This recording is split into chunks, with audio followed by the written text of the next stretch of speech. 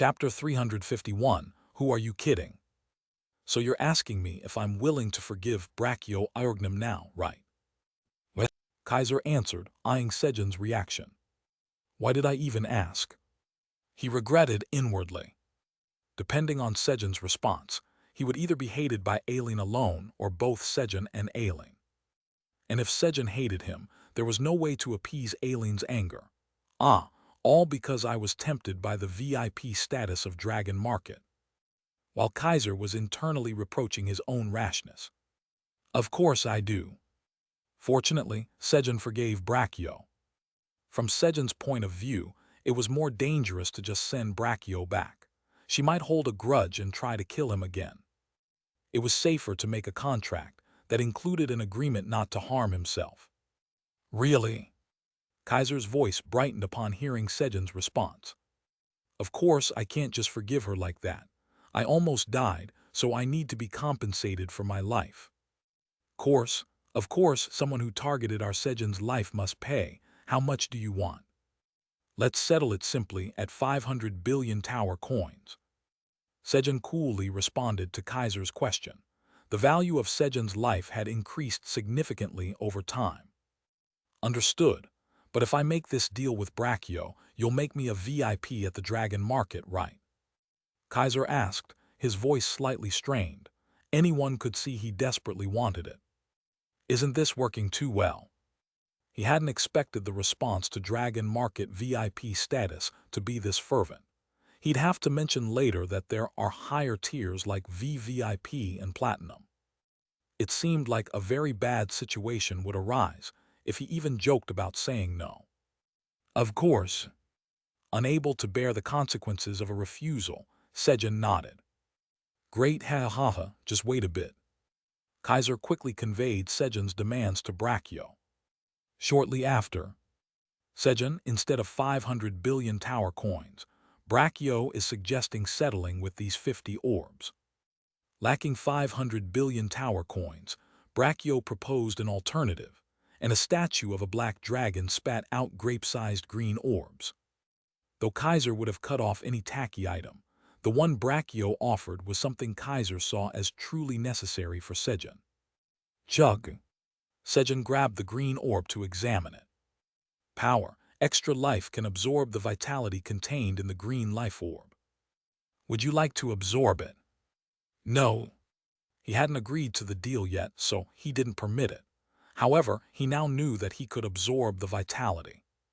Let's see. Sejun examined the green orb. Green life orb. An orb created from the abundant life force gathered at the Green Tower.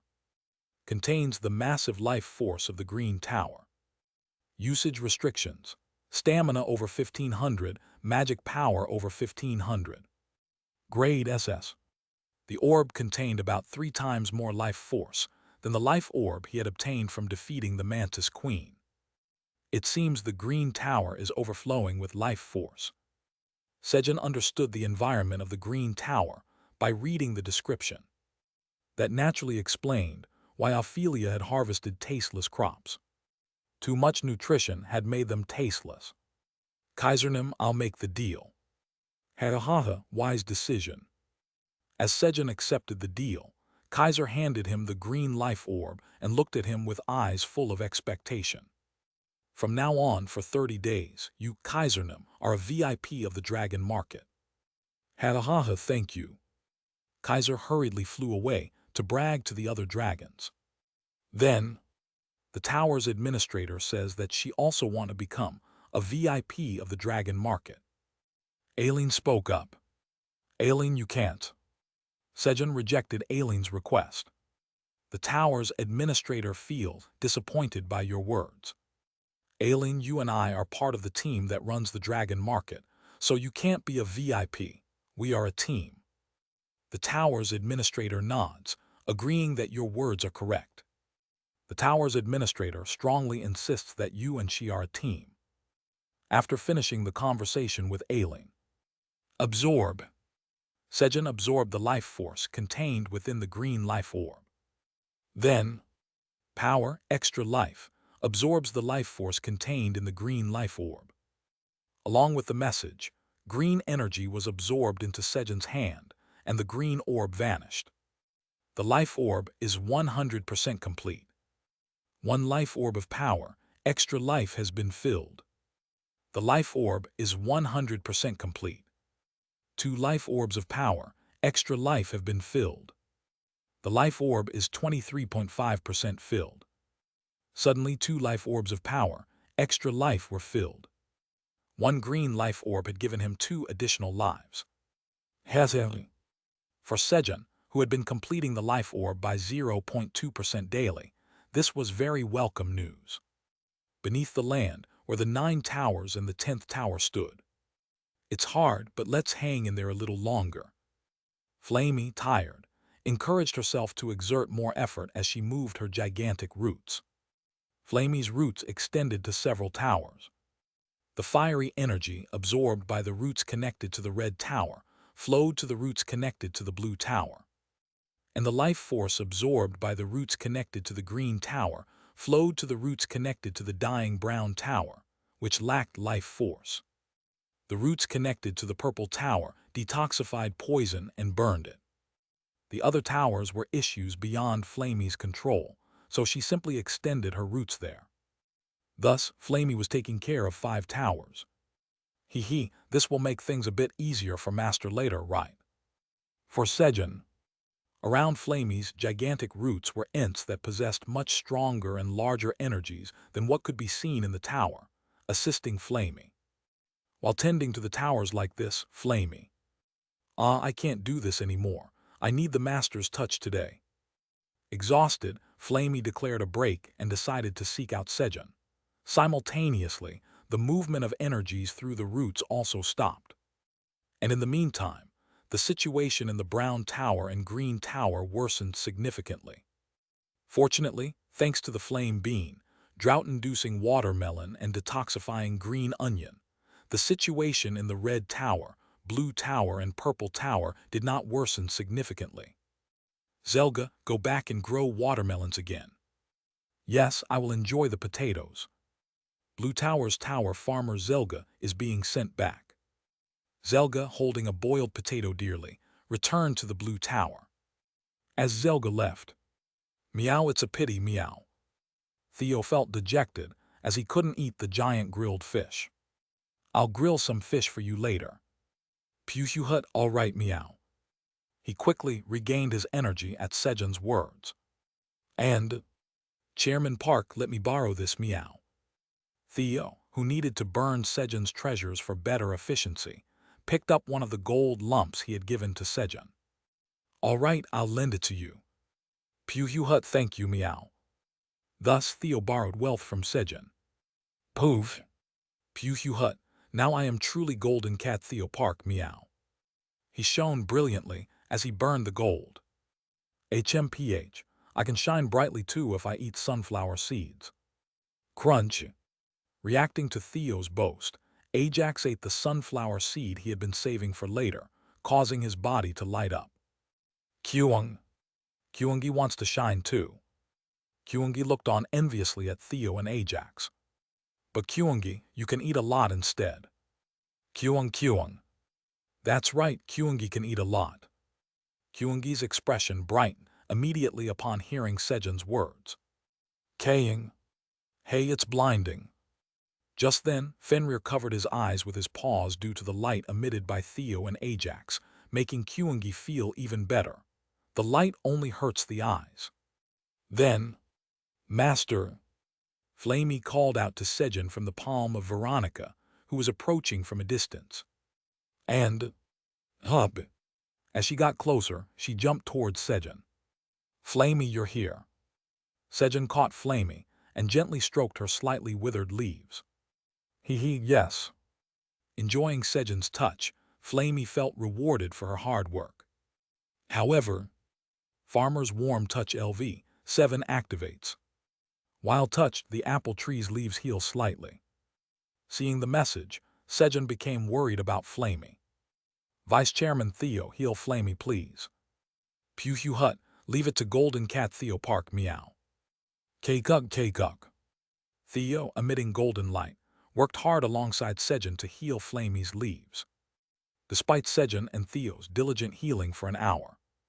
Farmer's Warm Touch LV7 activates. While touched, the apple tree's leaves heal slightly. They were not fully healed. The healing power of the two was too weak compared to Flamey's newfound enormous strength, even in her small body. What's going on? Master, I'm fine now. Just as Flamey, who felt a prick of guilt, tried to escape from Sejun's hands. It can't be, meow. My pride as Vice Chairman Golden Cat Theo can't allow this, meow. Chairman Park, lend me some wealth, meow. All right. Whoosh. With Sejun's permission, Theo burned the gold from Sejun's void storage. Talent, burning power of treasure with worthless wealth. This time he infused the power into healing instead of attack. K-Gug. Pew Hut, this time it's a complete recovery, meow. Theo, glowing as bright as the sun from the wealth he burned, pressed down on Flamey's leaves with his brilliantly shining golden paws. Flamey's branches and leaves were dyed, with the golden light flowing from his front paws. Farmer's Warm Touch LV7 activates. While touched, the apple tree is fully healed. While touched, the apple tree grows slightly. Flamey's leaves were healed. At that moment, the land of the tower and the spaces between the 9 towers briefly glowed golden. Thank you, Theonim. Flamey thanked Theo, and after thoroughly enjoying Sejun's touch, returned. A little later. Vice Chairman Theo, did you burn all the wealth in the storage? As Sejun entered the void storage to prepare lunch, he discovered that the wealth he had accumulated in the corner of the storage was completely gone. Theo had burned all the wealth in the void storage to heal Flamey. Pew Hut, that's right, meow. I Vice Chairman Theo know that I'm great, meow. Theo, thinking Sejun was praising him, spoke arrogantly as usual. I burn wealth well, meow. However, what? It wasn't a compliment. It was not praise. Meow, it wasn't a compliment, meow. Yes. Meow, then praise me quickly, meow. I need Chairman Park's praise, meow. Theo boldly lay on his back on Sejun's lap, showing his belly. Praise and pet me, meow. All right, good job. Although Sejun was annoyed that all the wealth was burned, he praised Theo for healing Flamey and stroked his belly. Then next to Sejun, Kyungi and Ajax also lay down and showed their bellies. Sejun busily alternated his hands, petting the bellies of all 3. Kaying. Hey, those hands should only be used for petting me. Fenrir got angry at Sejun. All right, let's eat Blackie. Sejun quieted Blackie by giving him dried sweet potato and continued petting the 3 bellies for a while. Come to think of it, I'm glad I didn't receive money from Brachio. Sejun suddenly realized this. If he had received 500 billion tower coins from Brachio, Theo would have burned them all just now. As Sejun was smiling, you have overcome misfortune with a mental victory. Your soul feels fulfilled. Mental strength increases by 5. The message appeared. Who are you kidding? Sejun got furious at the message. Chapter 352. Is my face really that rotten? In the administrator area of the Black Tower. Grandma Brachio, I'm only forgiving you just this once. Ho, all right. I've stamped this so you can stop being angry. Brachio pointed to the contract that stated she wouldn't harm Sejun as she replied. All right, you can choose from here. Proudly, Aileen handed over a paper she had written herself, listing Sejun's crops along with their options and prices. Oh, there are so many types. Having only thought about black beans and samyangju, Brachio was surprised by the dozens of crops available and soon became excited. If you like sweet things, I recommend the sweet potatoes or corn.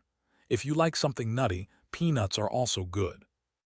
Aileen recommended various crops to Brachio from beside her. Really, can I try some?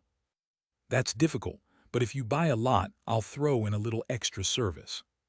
Though the conversation sounded like one between earthly aunties, it was actually a dialogue between dragons. A short while later. For now, I'll take 1 black bean and 10,000 bottles of samyangju, and 10 of each of the other crops. Brachio decided to buy different types of crops to try and judge them. Yes, just a moment, Sejun, we have an order. Aileen hurriedly conveyed Brachio's order list to Sejun. A short while later. Here you go. These 100 honey jellies are a service bonus.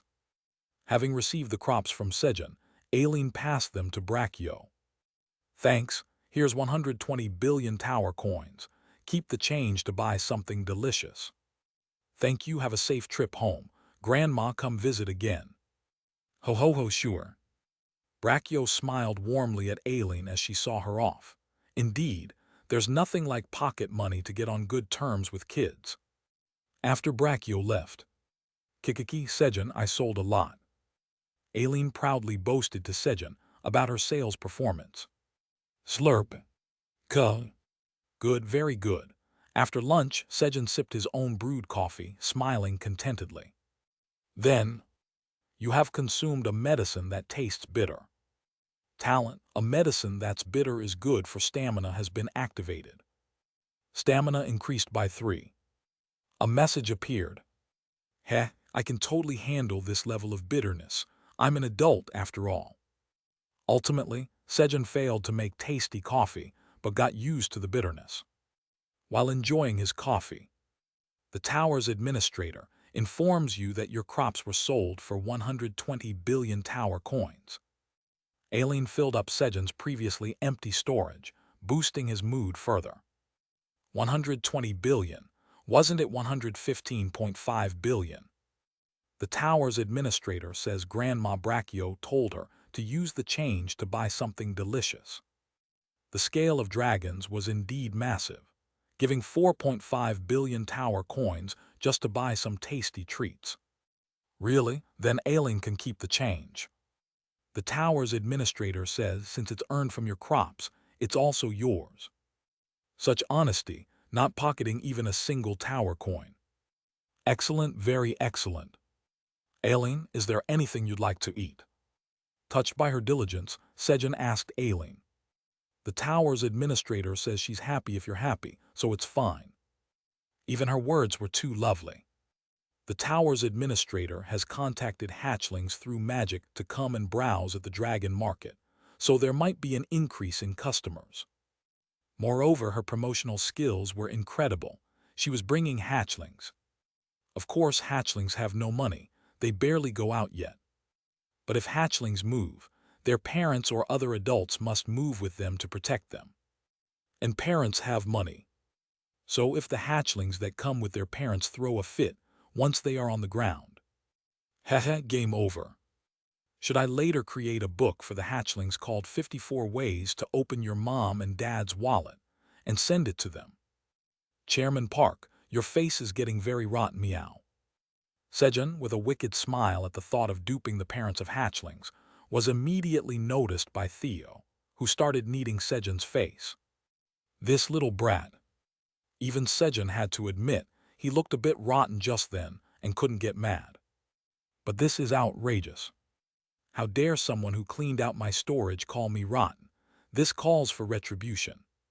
Boo boo boo. Sejun put his mouth on Theo's belly and blew raspberries on Theo's belly. Meow, stop it, meow. Chairman Park, I'll cure that rotten face of yours, meow. As Sejun played with Theo, Q-ha. Ali-hey. Kyungi and Ajax sneaked up, barring their bellies, waiting for their turn. Then, Kaying, hey, you should only swear loyalty to me. Fenrir mistook the belly raspberries for a pledge of loyalty. A little later, our Blackie is getting belly raspberries too, boo-boo-bup. Sejun made his way from Theo, through Kyungi and Ajax, to finally Fenrir, giving each a raspberry on the belly. Kikihit Kaying. Hey, good. Since you pledged loyalty to me last, you're my underling now. While Sejun was busy giving belly raspberries to Fenrir. Kaiwat, hello Sejunim. Yona flew in and wrapped herself around Theo's tail. Puhuhut, Yona's here, meow. Kaiwat, yes, Theonim, why didn't you take this? Yona pulled out a small pouch, slightly larger than her hand. Meow, what is that, meow? Kaiwat. It's the golden statues we picked up from the Cayman Kingdom. Meow, right meow, I forgot about this meow. When Theo opened the small pouch that Yona handed him, a huge amount of golden statues poured out of the pouch. Pew Hut Chairman Park meow, it's the gold you love meow. Thanks to this, Sejun's void storage was filled with even more wealth than before. And Theo's treatment significantly improved. Haha, our Vice Chairman Theo, is there anything you'd like to eat? Sejun massaged Theo's legs and asked. Pew Hut, I'm full meow, but I want something else meow. Oh what? I want to massage Chairman Park's rotten face meow. Is my face that rotten? Pew Hut, yes meow, freshly rotten meow. What does freshly rotten even mean? Alright, go ahead and massage. Got it meow. Sejun lay down and entrusted his face to Theo's front paws. K-gug. Can't tolerate the rotten face meow. Theo massaged Sejun's face with a solemn expression as if vanquishing a mighty evil, while Theo was diligently massaging Sejun's face. Chairman Park, can I burn some of the wealth meow? Seeming to lack power, Theo considered burning the wealth to gain more power. However, no. There was no way Sejun could allow it, having seen Theo burn away all the wealth in one go. Understood meow. Theo was disappointed by Sejun's answer. A little later, as Sejun fell asleep. Kaiwat, Theonim, you can burn this instead. Jonah handed over her own money to Theo. Pew Hut, thanks meow. Burning 10 billion tower coins, Theo kneaded Sejun's face with his shining golden paws. 99th floor of the Brown Tower. Great Brown Dragon, the land is starting to rot at an accelerated pace. Oric, the tower farmer of the Brown Tower, shouted towards a statue of the brown dragon made of stone. How far has the rot spread? A firm voice emanated from the brown dragon statue. It was Grave Renma, the leader of the great brown dragons. The rot has currently reached the 61st floor of the tower. What? It's already at the 61st floor. Grave, who had received a report just a few hours ago that the 60th floor had started to rot, was greatly shocked. A whole floor has rotted in just a few hours. This was faster than he had anticipated. As the flustered Grave hurried to observe the situation on the 61st floor through a crystal orb. The rate of rot on the 61st floor gradually started decreasing. Underground of the tower's land. Now that I've rested, maybe I should get back to work. Flamey started her work with a shout. Red tower, blue tower, green tower, brown tower, purple tower. Flamey started transferring energy through the roots connected to the 5 towers once again. Thanks to Theonim, the roots have fully recovered and I feel so energized. Transferring energy has become much easier. Thanks to Theo burning all of Sejun's wealth to heal her roots, the damage that had unknowingly accumulated in the roots was completely healed. I think I can extend the roots a bit more. Crack. Flamey connected one more gigantic root to each of the 5 towers. Sejun opened his eyes as he slightly lifted his head. Kurorong. On his chest, Fenrir, tucked in the sling bag, was sleeping while licking his lips, dreaming of eating something. Gororong. Kurorong. On his knees, Theo, who was making biscuits in his sleep, and Iona, who was wrapped around Theo's tail, were also asleep. And Kurorong. Arurong. On either side, Kyungi and Ajax were cuddling up to Sejun's sides, sleeping. Just hearing their sounds conjured images of them in his mind. I slept way too deeply. Sejun lowered his head again as he spoke. Then, Sejun felt something was off with his senses. Everything felt too cool and clear. He was breathing more freely, and things in front of him appeared more distinct. Sounds were clearer too. Kwek. He could even hear the mushroom ants working outside, and he seemed to know how far away they were. He opened his status window to check if anything had changed, but nothing was different. What's going on? Is my face really rotten? Did Vice Chairman Theo cure it so it improved? Sejun wondered as he looked at Theo, who was snoring away. No. Sejun shook his head in denial. He couldn't accept that his face was rotten. Kura. Firmly denying it, Sejun fell back asleep. An hour later. Kiyoving. Fenrir stretched lazily as he emerged from the sling bag and Dangdung stepped on Sejun's chest as he made his way to Sejun's face. Kaying. Hey, wake up, I'm hungry. Fenrir climbed over Sejun's face, demanding food. But Sejun woke up to a pungent smell. Kaying. You're awake, hurry up and give me food. Fenrir, having caught Sejun's eye, hurriedly sat on his face, making Sejun inhale an even stronger stench. Come to think of it, have I ever given Blackie a bath? Holding his breath, he pondered whether he had ever bathed Fenrir and realized. I haven't. Fenrir had never taken a bath. Grab. Blackie, let's take a bath today. Sejun grabbed Fenrir by the scruff of the neck and declared. Kaying. Let go of me. Instinctively sensing he should escape, Fenrir struggled to break free from Sejun's grasp. Of course it was futile. Puhu Hut, Chairman Park taking a bath, meow. Kaiwat. I love bathing with Theonim. Kyungi is good at playing in the water. Kyungi, too excited, ended up combining bathing and playing in the water.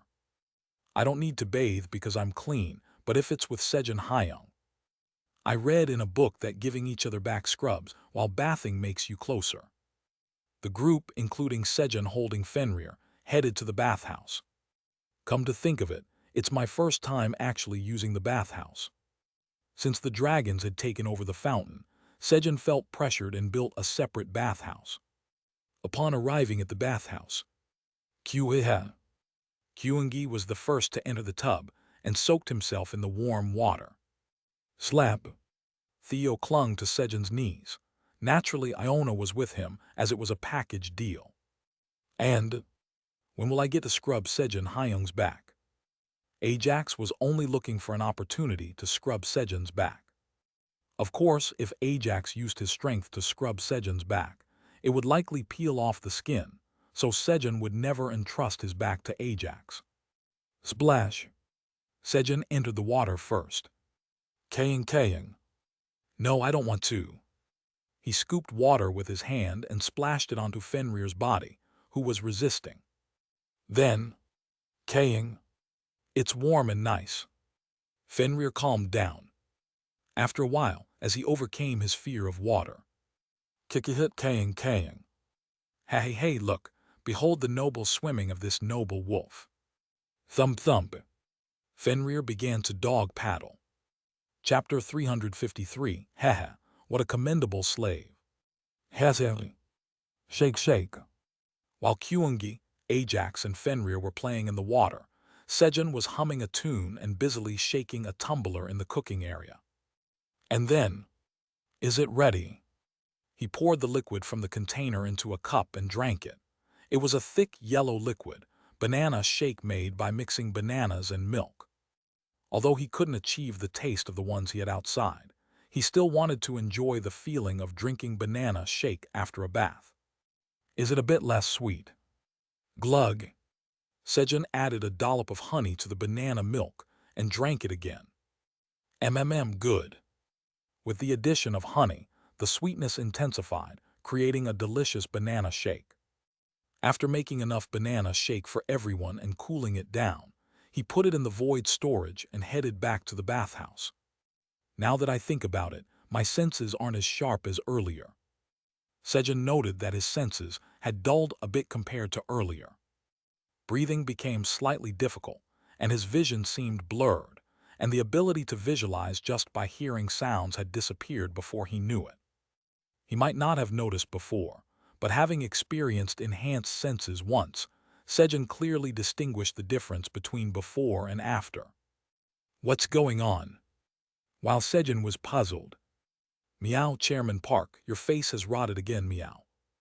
Theo, hanging on Sejun's knee, pointed at Sejun's face with his front paws and exclaimed. 100 billion tower coins won't be nearly enough, meow.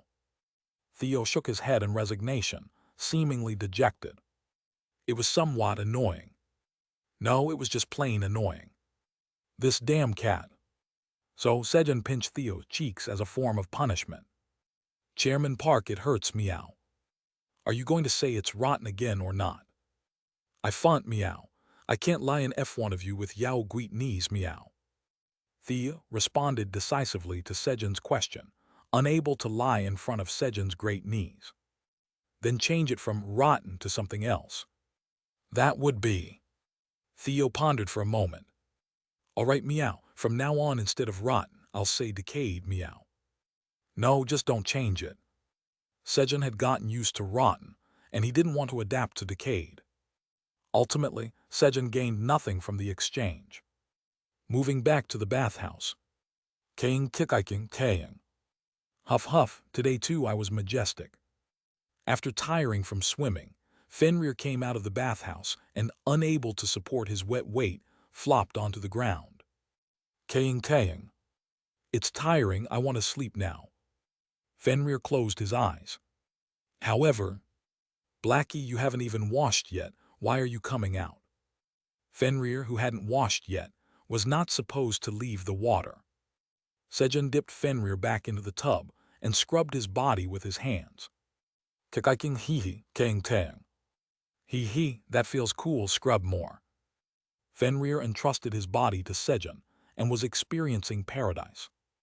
A short while later. Keikirorong. Fenrir, with the moisture wiped off by a towel, collapsed onto a dry towel and fell asleep snoring. Okay, next. Kyung. It's Kyungi's turn now. At Sejun's call, Kyungi stood in front of him, raising his hands in a cheer as Sejun scrubbed and washed his body. Kyueha Kyung. Haha, it feels great. Kyungi was ecstatic under Sejun's touch. After Sejun finished washing all of Kyungi's body. All done. Sejun covered Kyungi with a huge towel and wiped all the moisture from his body. Kyungi, wait quietly next to Blackie. Kyung. Understood. Kyungi settled on the dry towel next to Fenrir. Hyung, it's my turn now. Next in line, Ajax also cheered and stood in front of Sejun. Sejun carefully wiped Ajax's body along the direction of his scales with his hands. I have to be careful. Unlike Fenrir and Kyungi, Sejun was extremely cautious. He must never accidentally move his hands against the direction of the scales. Dragon scales are so sharp that the skin would just get cut off. Thus Sejun carefully washed Ajax. Done.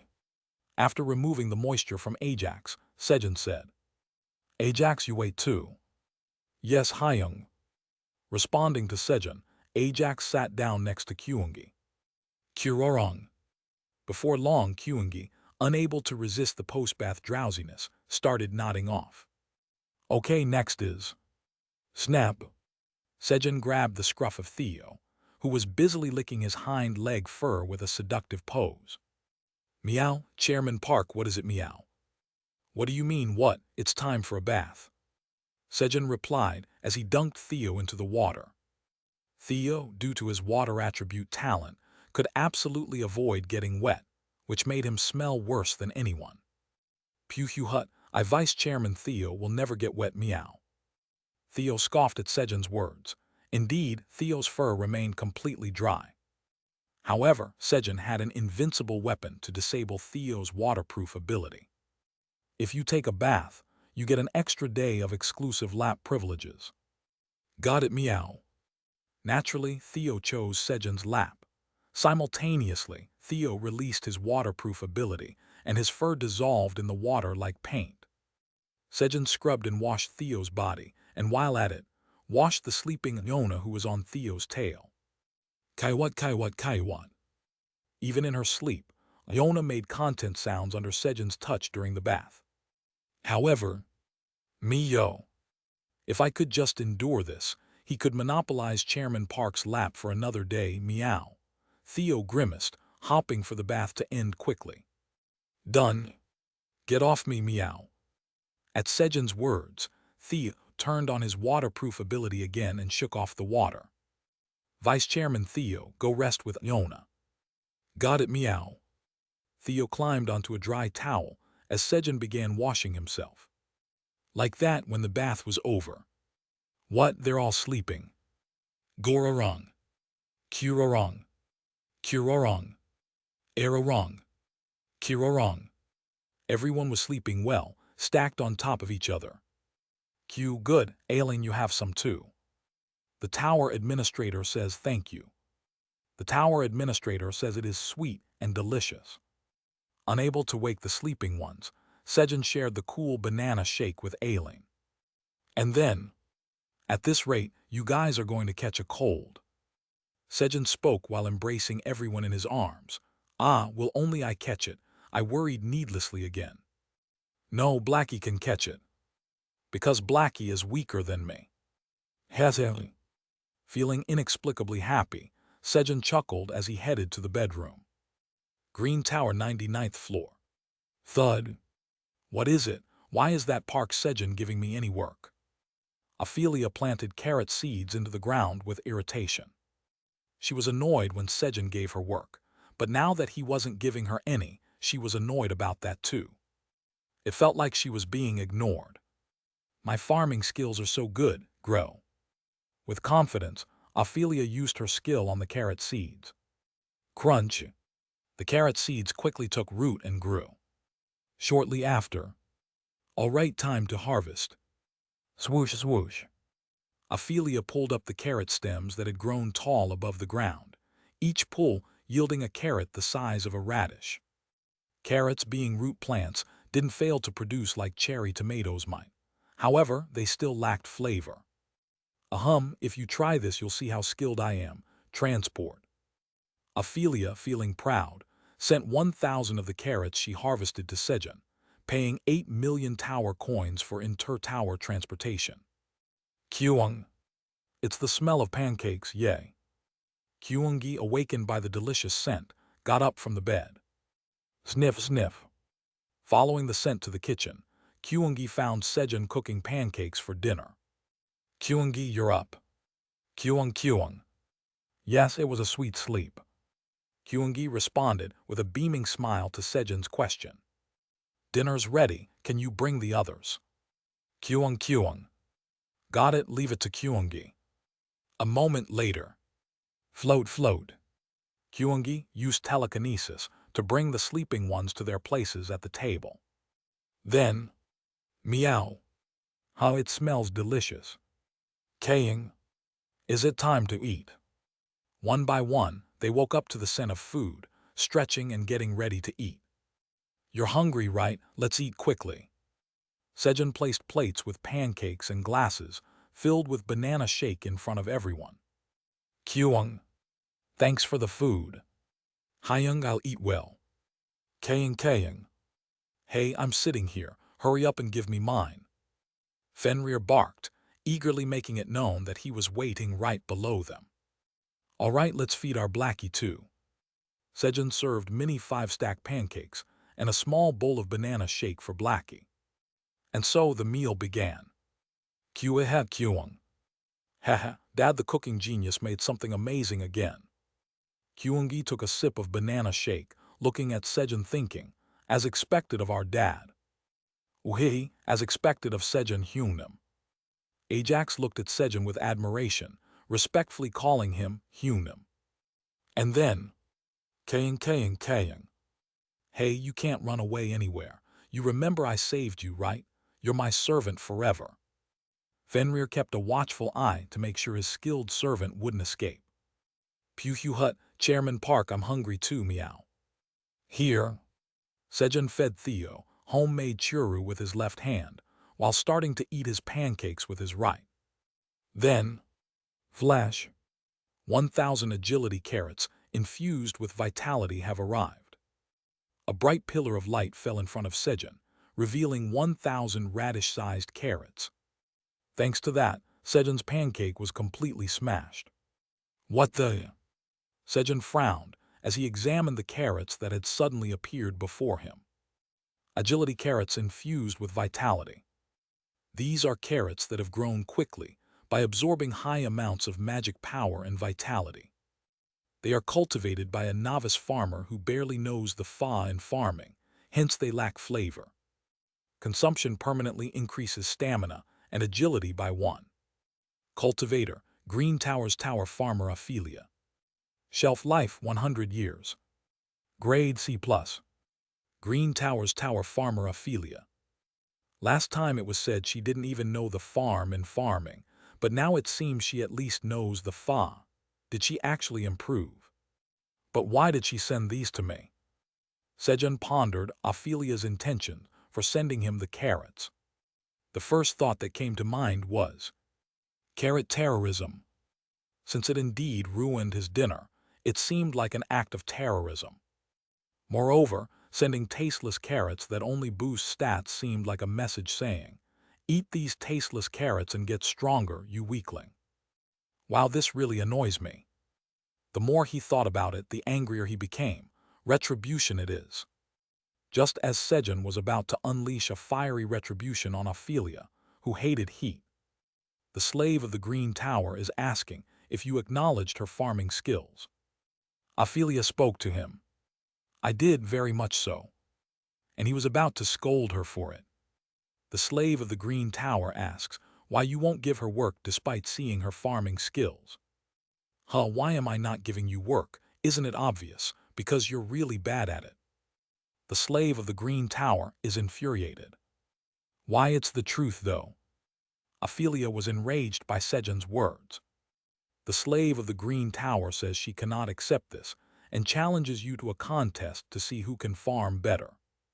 She challenged Sejun to a farming contest. All right, if that's what you want. Sejun was confident, especially if the contest was about farming. A quest has occurred.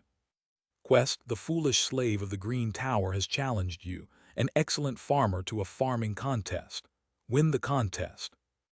Defeat, release of the slave of the Green Tower. Victory, extend slave period by plus 500 years. A quest message appeared alongside Sejun's words. To think she's willing to work 500 more years as a slave on her own, haha. What a commendable slave. Sejun chuckled contentedly and walked out of the cooking area. Chapter 354. I'll teach you a lesson with carrots. What do you want to compete in? The slave of the Green Tower confidently says that she can handle anything. What's with this confidence? Sejun couldn't understand Ophelia's confidence, but then whoever harvests the tastier carrots wins. A competition is ruthless. He decided to win right away. I'll teach her a lesson with carrots. I've suffered from tasteless carrot terrorism, but this is a lesson with delicious carrots. Ho ho, isn't this too generous of me? While Sejun was basking in his own coolness, the slave of the Green Tower happily agrees. Ophelia accepted the challenge. Okay, then I just need to send you 1,000 carrots I harvested too, right? Sending even 1 carrot would ensure his victory, but he decided to treat her to 1,000 delicious carrots, considering she'd be serving him for another 500 years. Sejun entered the huge storage behind the kitchen area, followed closely by Kyungi, Ajax, and Blackie. The storage behind the kitchen was a newly built building due to the increasing amount of harvested crops. Inside, there were several compartments, each filled with different types of crops. There's a lot stacked up here, Sejun remarked as he saw the crops harvested by the tenant mushroom ants filling up each warehouse. Other cat interns and employees were trying to sell them vigorously, but there was a limit to their bundle capacity. Sejun silently stroked Theo's head, who was clinging to his knee. It was about time for him to head down. Then he remembered. The god of abundance, Li, mentioned that a piece of the door connecting to the 10th tower is on the 80th floor, so he needed to obtain the land deed too. Meow, Chairman Park, why are you suddenly looking at me like that, meow? Oh, it's nothing. Something's fishy, meow. This isn't the time. Distracted by Theo's suspicious gaze, Sejun quickly headed to the carrot storage and started packing 1,000 carrots of agility to send to Ophelia. Guys, pick the ones with the least remaining shelf life. Since it was just a competition to send tasty carrots, there was no need to send ones with a longer shelf life. Besides, a dragon would eat 1,000 carrots in less than 3 days. Pew Hugh Hut, I'm a good picker, meow. Kyungi. Kyungi is good at it too. Yep, Hyung, I'll do my best. Kilyahit Kaying. Hee, it's food. Upon Sejun's instruction, the group picked carrots with less than a week of shelf life remaining and packed them into boxes. And then, Blackie, who told you to eat? Kaying. I picked this one myself. Fenrir was caught red-handed by Sejun while eating the carrots and was confined in the sling bag, where he nibbled on carrot pieces cut by Sejun and fell asleep. A while later, transport. After packing the carrots for Ophelia into boxes, Sejun used the tower transport. However, transporting 200 carats of agility, 100 kg, to the Green Tower. Would you like to proceed with the transport? Sejun could only transport 200 carats. Thinking about it, the capacity of the temporary storage was 100 kg. But how did Ophelia manage to send 1,000 carats? Ophelia had unconsciously poured her magic power into it, increasing the transport capacity. However, unaware of such a possibility, Sejun, with his modest magic power, couldn't do the same. Does she have a bigger temporary storage than me? Sejun thought that Ophelia had a larger storage than him, a slave having a bigger storage than himself. How presumptuous! His pride was unintentionally hurt. I should take this opportunity to expand mine too. So he began to expand his temporary storage. You can expand your temporary storage capacity to 200 kg for 1 billion tower coins. Would you like to expand? Yes. Expanding your temporary storage capacity to 200 kg using 1 billion tower coins. You can expand your temporary storage capacity to 300 kg for 1.5 billion tower coins. Would you like to expand? Yes. Sejun continued to expand his temporary storage capacity up to 1,100 kg, surpassing Ophelia. Ophelia's carrots were big, weighing 1 kg each. Hehe, does this mean I win both in the competition and in capacity? Sejun was pleased with himself. Transporting 2,200 carats of agility, 1,100 kg, to the Green Tower. Would you like to proceed with the transport? Transport. Sejun packed an additional 1,200 carats with a short shelf life, sending a total of 2,200 carats to Ophelia. How would you like to pay the 8 million tower coins for the inter-tower transportation cost? You have options of prepayment or collect on delivery. Collect prepayment. Sejun was about to send it as collect on delivery, but chose prepayment instead. He showed his generosity for a commendable slave, who self-extended her slavery from 300 years to 800 years. 99th floor of the Green Tower. HMPH, how dare you challenge me with carrots? Ophelia snorted at Sejun's words. She had harvested over 100,000 carrots so far, and she had never tasted any carrot better than those she grew herself. So she thought that's just how carrots were supposed to taste. A short while later, 2,200 carats of agility have arrived. With a bright pillar of light, the carrots appeared in front of Ophelia. What? These are much smaller than mine. Ophelia scoffed as she looked at the carrots sent by Sejun. Such small carrots, perhaps because he was a trivial being, even the size was trivial. She was sure of her victory without even tasting them. But I should at least taste them. Ophelia picked up one carrot and bit into it. Crunch. Crunch. What's this? Carrots shouldn't taste this good. As Ophelia ate Sejun's carrots, all her standards for what a carrot should taste like shattered. Then what were all the carrots I harvested until now? As Ophelia was lost in thought. Crunch, crunch. Her mouth did not stop, and quickly one carrot disappeared. Carrots were supposed to taste this good. She couldn't understand. What difference was there between her and the tower farmer of the Black Tower that made the carrots taste so different? But she had to admit it. My carrots were garbage. Crunch. Ophelia nervously chewed on Sejun's carrots, muttering to herself. And then, you have lost the farming contest. You have failed the quest. As a penalty for quest failure, 500 years are added to your period of slavery. Ophelia became Sejun's slave for 800 years. You have won the farming contest. You have completed the quest. As a reward for completing the quest, 500 years are added to the Green Tower slave's period of slavery. Heh, nice. Sejun smiled as he checked the message. Considering the expected lifespan of a human, Sejun would likely die before Ophelia completes her 800 years of slavery, but having more of anything is always better. All right, slave, plant this. Sejun took out a pile of tenacious mugwort seeds from the void storage. These were harvested from mugwort flowers while picking mugwort on the 62nd floor of the tower. The 62nd floor has ordinary soil, so the effects weren't great, but since the Green Tower is a place overflowing with vitality, he thought growing mugwort there would produce special effects. Transport. So he sent the mugwort seeds to Ophelia. Of course, this time he sent them with payment on delivery. Sending it prepaid twice in a row would spoil her. After sending the mugwort seeds to Ophelia. All right, guys, let's sleep. Sejun finished his day and went asleep. The next morning. Here, have a safe trip. Meow, why are you giving this to me, meow? Theo, who had been diligently helping Sejun since morning, packing crops into several leather pouches. Theo asked in a voice filled with a sense of betrayal, as Sejun handed those leather pouches to him.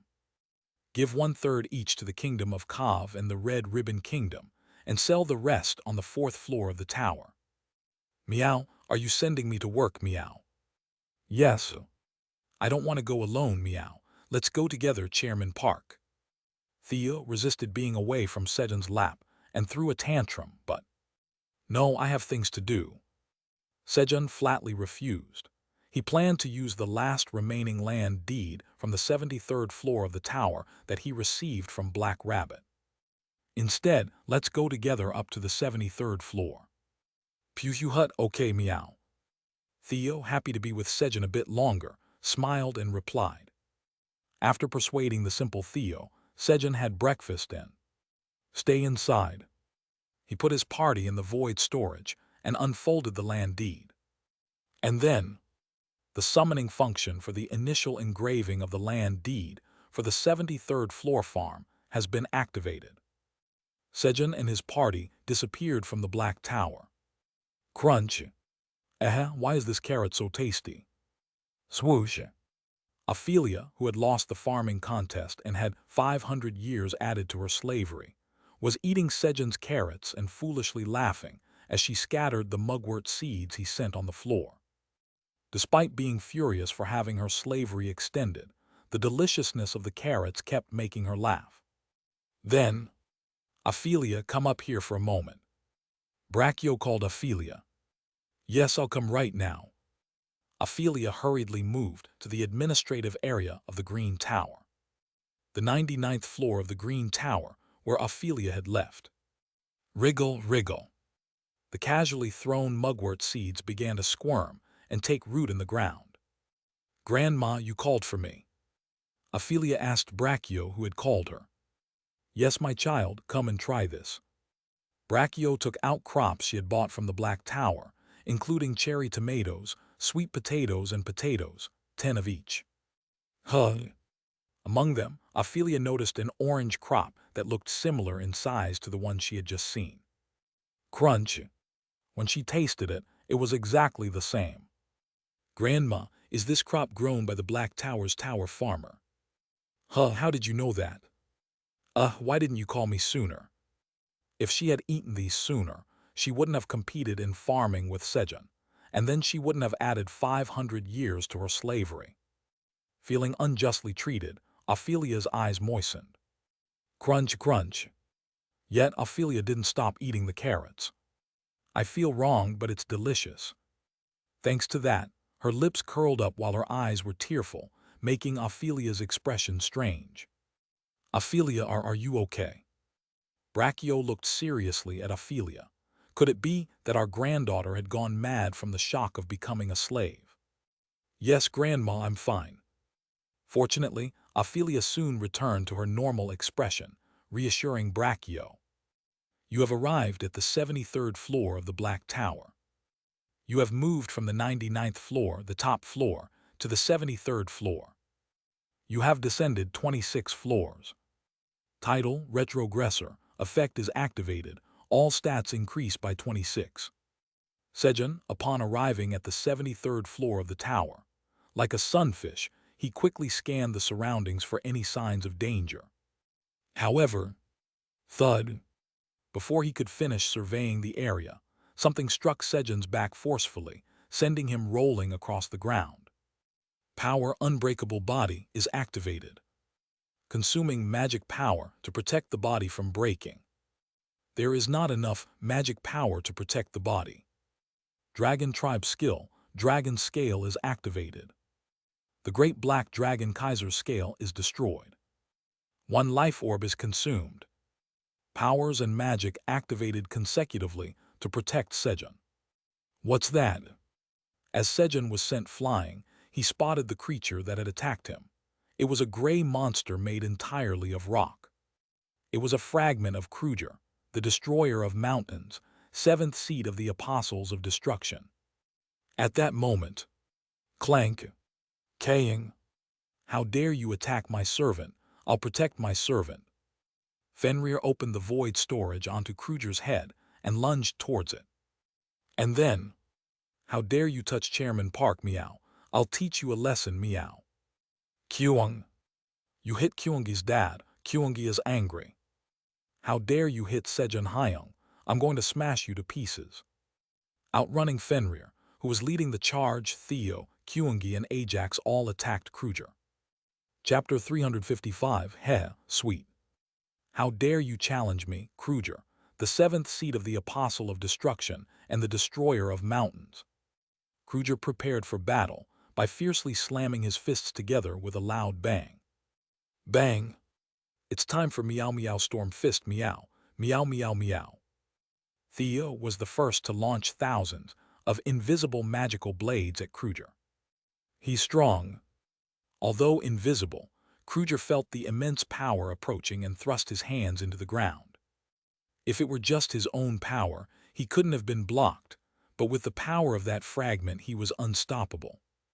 It was the black orb that he obtained by chance some time ago, although unsure why it was here.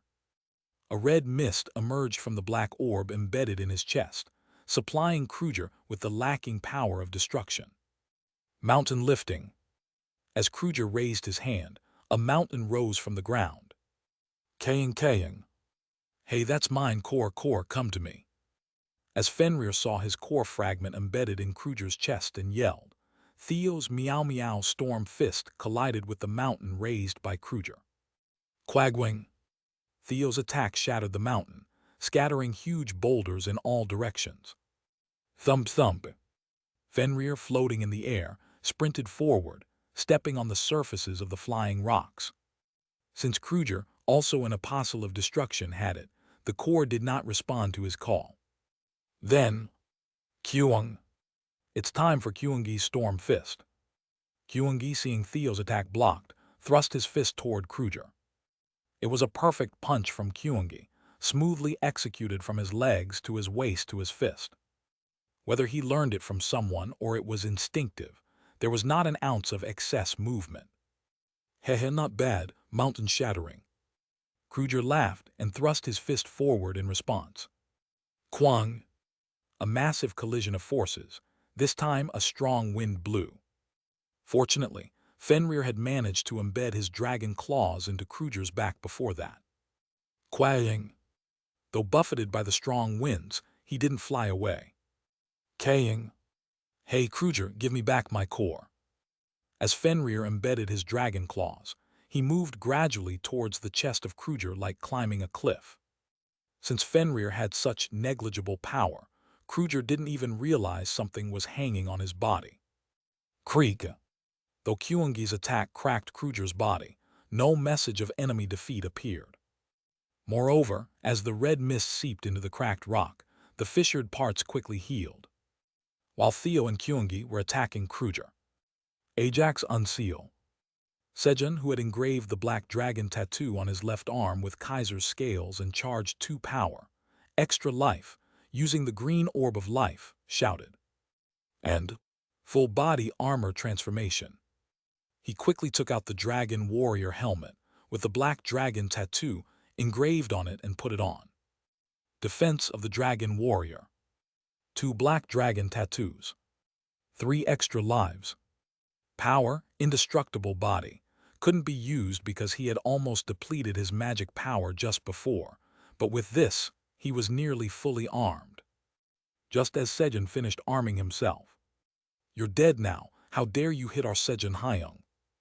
As the seal was released, the transformed Ajax emitted a white breath of rage toward Kruger. Kyuwu. Due to slightly recovered power of light, the breath shone a bit brighter than before. Why is there a white young dragon in the Black Tower? Kruger momentarily wondered as he saw Ajax shooting the breath at him. It doesn't matter, I'll just kill it. Destructive mountain shattering. Soon, grinning, he gathered strength from his whole body and thrust his fist towards Ajax's breath. Kwang! A massive explosion occurred as the 2 forces collided. At that moment, Kihi Kayang. Hihi my core. Pop. Having eagerly crawled to Kruger's chest, Fenrir pulled out his core fragment with his front paws, and it dropped to the ground. Fenrir Nim's core. Suddenly, as the source providing him strength disappeared, Kruger's power weakened, and the balance of power was disrupted. The breath quickly approached Kruger. It's over. When Sejun sensed Kruger's impending doom. Sejun spotted something that shouldn't be in Kruger's chest. Blackie. Why are you there? Designate Blackie. The 4th summoned target has been set on the dragon horn's summoning bracelet. Sejun hurriedly set Fenrir as the summoning target on the dragon horn's summoning bracelet he wore on his right arm. It was really fortunate that he hadn't filled all 5. Summon Blackie. Summoning the designated target. Kaying. Quagwing. Fortunately, the moment Fenrir was summoned under Sejun's feet, Ajax's breath engulfed Kruger.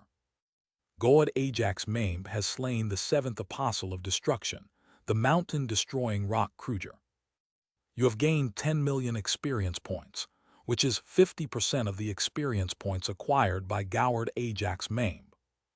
Ajax Maimb is your slave. You have gained an additional 2.5 million experience points, which is 25% of the experience points acquired by Ajax Maimb. Phew, it's over. Sejun was relieved to see the message that the enemy had been defeated. Ajax, scout the surroundings, please. Yes, Hyung. He gave Ajax, who had been unsealed after a long time, a bit of free time. And Blackie, who told you to be in such a dangerous place when you're just a sunfish. Sejun began scolding Fenrir as he grabbed him and made eye contact. Kaying. Hey, let go, I need to find my core. Fenrir barked back, making eye contact with Sejun. Are you getting angry with me now? Kaying. Let go, I said I need to find my core. As Sejun and Fenrir had their non-communicative exchange. Kyung. I need to put a bit more force into it. I should get more special training from the Minotaur uncle. Kyungi said, punching the air. The perfect punch he threw earlier had been learned from the Minotaur King. Kyungi had recently been learning fighting techniques from the Minotaur King. Pew hut, it ended without spending any money, meow. Next to such Kyungi, Theo, who had been contemplating whether he needed to spend Sejun's money, was happy that the battle ended without the need to do so. Chairman Park hates it when I spend too much money, meow. While Theo didn't understand why he hated spending money since it could be earned quickly, he refrained from doing anything Sejun disliked as much as possible. Just as Urin, who generates gold by just eating and touching things, couldn't understand Theo, who makes money through effort. Theo, who naturally finds ways to make money due to his fortune, couldn't understand why Sejun tried to save money. I should find out what Chairman Park likes, meow. As Theo was about to look around where Kruger had vanished to see if there was anything to pick up. Thud. Meow, what's this, meow? The lucky golden cat, Theo, picked up a black orb that flew in front of him. It was Fenrir's core fragment that had flown up due to the explosion and fallen down. Pew Hugh Hut, this is a fragment of Fenrir's core, meow. Theo put the core fragment in his bundle. It was to hide the energy because Blackie would ask for it as soon as he saw it. Chairman Park, I found something good, meow. Theo ran towards Sejun with excited steps. Blackie, are you going to glare like that again? Kaying. Hey, why are you getting angry? As Sejun's expression turned sour, Fenrir bowed his head and timidly peeked at Sejun's face. Kaying. Hey, calm down. Fenrir tapped Sejun's hand with his front paw, asking for reconciliation. Next time, don't go to such dangerous places, okay? As Fenrir seemed to reflect on his actions, he was given a final admonition by Sejun, who then put him down on the ground. Kaying. My core, why can't I feel it? As soon as Sejun put him down, Fenrir hurried to the place where Kruger had vanished. Chairman Park, I found something good, meow. Theo, running past Fenrir, took out Fenrir's core fragment from his bundle and handed it to Sejun. Vice Chairman Theo, well done. This is a 0.5% fragment. Sejun praised Theo. Aileen, please purify this. The tower's administrator says, leave it to her. After Sejun handed Fenrir's core fragment to Aileen. Kaying. I just felt the energy here. Fenrir, feeling the energy of his core fragment, returned to Sejun and looked around, but couldn't feel the core's energy anymore. Kaying. My core fragment. Fenrir's ears drooped sadly, and his tail curled up as he became gloomy. Blackie, are you hungry? Sejun put such Fenrir in the sling bag and fed him a piece of dried sweet potato. Then, chomp. As the sweetness spread in his mouth, his teeth moved on their own. Even if sad, the dried sweet potatoes were delicious. Kaying. I don't need a core fragment of that level. Fenrir decided to just give up on this core fragment. Green Tower, 99th floor. That was delicious.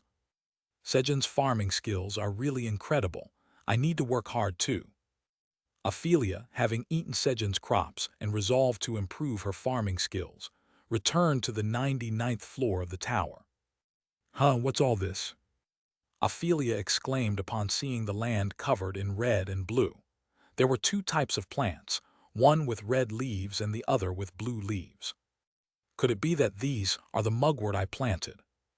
Since the only seed Sejun gave her was mugwort, she couldn't think of anything else.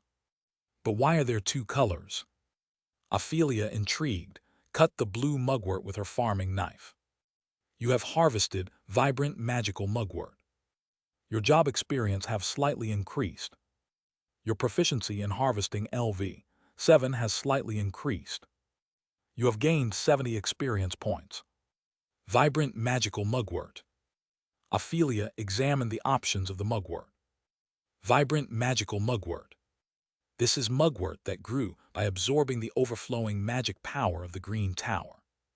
It absorbs all sorts of things from the soil, which greatly changes its properties depending on the soil. When consumed, it replenishes 1% of depleted magic power. The bitterness is reduced and the sweetness is enhanced. Cultivator, Black Tower's Tower Farmer Park Sejun. Shelf life, 150 days. Grade A. Interesting. Ophelia then harvested the red mugwort. You have harvested Vibrant Life Mugwort. The Vibrant Life Mugwort had the effect of absorbing vitality and replenishing it. Because the 99th floor of the Green Tower had more vitality than magic power, it replenished 3% of vitality, higher than the Vibrant Magical Mugwort. The taste, like the vibrant magical mugwort, had reduced bitterness and enhanced sweetness. Hehe, with this, even Sejun will have to acknowledge me. Having checked the options of the mugwort, Ophelia hurriedly harvested it. She wanted to quickly send the harvested mugwort to Sejun to show that she too could farm well. As Ophelia was busily harvesting mugwort. This one is white. Ophelia discovered a white mugwort and cut it with her knife. You have harvested medicinal mugwort. Medicinal mugwort. As Ophelia was about to check the options for the medicinal mugwort, you have achieved the accomplishment of creating a new variety in the Green Tower. A message appeared. Wow, it's a new variety. Ophelia, harvesting a new variety for the second time, cheered. The first new variety failed to cultivate as it didn't bear fruit. Hehe, I need to cultivate this one well. Since an exclusive cultivation right is created for a new variety, Ophelia naturally thought it was hers. However, a slave's accomplishment is the master's accomplishment. What? It took it away from me, wah. Her cheer quickly turned into crying. And then, thud, you have harvested Korean blackberries. Your slave Ophelia Iorg of the Green Tower has harvested the new variety of medicinal mugwort. A slave's accomplishment is your accomplishment. You have achieved the accomplishment of creating a new variety in the tower. As a job trait, all stats increase by 10. Sejun, who was harvesting Korean blackberries on the 73rd floor farm, achieved the new variety achievement not for the blackberries, but for the medicinal mugwort. How sweet. It was another honey-sweet day for Sejun. Chapter 356. I never thought I'd live up to 800 years. Transport. Curious about the options of the new variety, Sejun used 8 million tower coins for inter-tower transport. Then, Pud. A bright pillar of light fell in front of Sejun, revealing heaps of red and blue mugwort. And on top of the pile of red and blue mugwort, there was a single white mugwort placed alone in a noble manner. Is that the medicinal mugwort? Sejun picked up the white mugwort to check its options. Medicinal mugwort. This mugwort has grown by absorbing the overflowing life force and magic power of the Green Tower. It cannot grow anywhere that doesn't overflow with both life force and magic power. When consumed, all stats increase by 20. When consumed, lifespan increases by 3 months, only up to a maximum of 1,000 years. As the medicinal mugwort has strong medicinal effects, it is recommended to consume only one per day. It tastes extremely bitter. Usage restriction. Stamina over 1,000, magic power over 1,000. Cultivator, Black Tower's Tower Farmer Park Sejun. Shelf life, 150 days. Grade A. Hehe, I never thought I'd live up to 800 years. It seems like Ophelia must be a really responsible dragon. She even sent these to make sure he could live the 800 years. Although it was described as extremely bitter, having trained daily with bitter coffee, he wasn't afraid. Thank you, Ophelia. Sejun expressed his gratitude to Ophelia, who was going berserk with her breath attacks in the Green Tower, and inspected the red and blue mugwort. Oh, the red mugwort restores consumed life force, and the blue mugwort restores consumed magic power. These are like potions. Was she looking out for him in case he died before completing the 800 years? Ophelia, I didn't see it before, but you're really kind. Sejun thought of Ophelia not as a farmer but as a responsible and kind green dragon, and decided to take more care of her in the future. If Ophelia knew, she would blow her top. Then should I send more mugwort seeds to improve her farming skills? As if taking care of her meant giving her more work, Sejun sent a lot of mugwort seeds to Ophelia. After checking the options of the mugworts, Choo-choo. Sejun picked up the vibrant life mugwort and the vibrant magical mugwort and put them in his mouth and chewed them to replenish his depleted life force and magic power. A life orb could save his life, but it wouldn't fully restore Sejun's overall life force, only about 10%. Thus, being a safety-first person, Sejun quickly filled up his life force and magic power. He never knew when or where he might face a life-threatening situation. I was just being cautious earlier, and still I nearly died. Gulp. Sejun swallowed the mugwort, recalling the moment he was hit by Kruger. You have consumed vibrant life mugwort. 3% of your consumed life force has been restored. You have consumed vibrant magical mugwort. 1% of your consumed magic power has been restored. You have consumed a bitter medicine. Talent, a medicine that's bitter is good for stamina has been activated. Your stamina increases by 1. It was bitter, but the sweetness was stronger, making it bearable to eat. Plus, there was a stamina boost of +1. Hezeli. Sejun chuckled contentedly as he continued to eat the mugwort. Kyung. Dad, does it taste good? Hyung, is it tasty? Kaying. Hey, are you eating it all by yourself? Seeing Sejun's expression, his companions showed interest and ate the mugwort. And their reactions were divided into 2 types. Kyuehe Kyung. Haha, it's bitter but sweet. It's like kudzu honey. Yeah, it's bittersweet. Kyungi and Ajax managed the slight bitterness and enjoyed the sweetness. Kekwek Kaying. Ahup, hey, this is really bitter. It doesn't taste good. Fenrir could not forgive even a hint of bitterness. Kaying. Hey, why are you eating that? You shouldn't eat that. When Sejun ate something that didn't taste good, Fenrir tried hard to stop his servant, but Blackie, eat this and stay still. The roasted sweet potato jerky became more important than stopping the servant. Chomp. He focused on eating. After Sejun ate 20 pieces each of the red and blue mugwort. You have consumed vibrant life mugwort. 7% of your consumed life force has been restored. You have consumed vibrant magical mugwort. 9% of your consumed magic power has been restored. You have consumed a bitter medicine. Talent, a medicine that's bitter is good for stamina has been activated. Your stamina increases by 1. The efficacy of the mugwort decreased by 10%.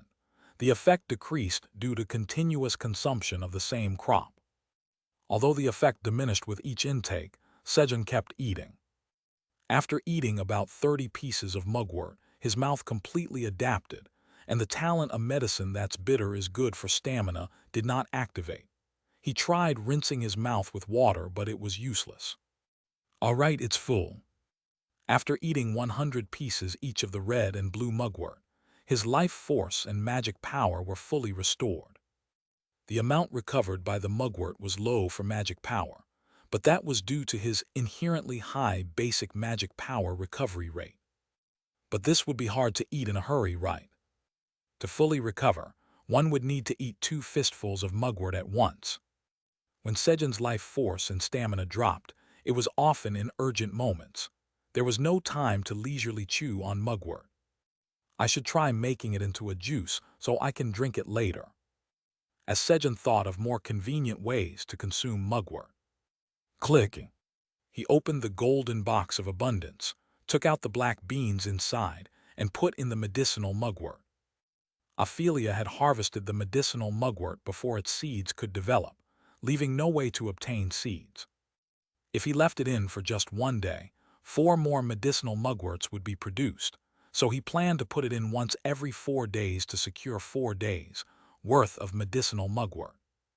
After storing the golden box of abundance and the remaining mugworts in the void storage, Sejun went back to harvesting Korean blackberries with his companions.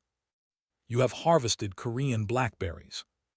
Your job experience have increased very slightly. Your proficiency in harvesting LV8 has increased very slightly. You have gained 1 experience point. While Sejun and his companions were busy harvesting Korean blackberries. Meow. Sejun heard Theo's humming. Clearly, Theo was still playing around despite him saying to go down for work. Vice Chairman Theo, it's time to go. Sejun expressed his discomfort by shaking his leg as he spoke. However, Pushu Hut, where are we going, meow? Theo looked at Sejun with an innocent expression, having forgotten about his own work. Hey, it's time to go to work, or else you'll be demoted. Finally, the angry Sejun resorted to drastic measures. Meow, I remembered, meow.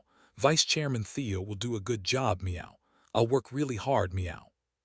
Frightened by the mention of demotion, Theo hurriedly gathered his belongings. The threat of demotion was very effective. Chairman Park, then I'll be off, meow. All right, be careful. Sejun saw off Theo, who was leaving in a hurry. He should have done it sooner. With Theo gone, Sejun diligently harvested the Korean blackberries. I'll make blackberry wine with these, heh. It would surely be popular among the dragons. 50th floor of the Blue Tower. Already on the 50th floor. Zelga, wearing a blue hood, appeared. Zelga had planted seeds of the drought-inducing watermelon, restoring lands that had been submerged in water, and in just one day, he had descended from the 70th floor to here. All right, I need to plant these quickly and move down. As Zelga was about to plant the drought-inducing watermelon seeds in the sea.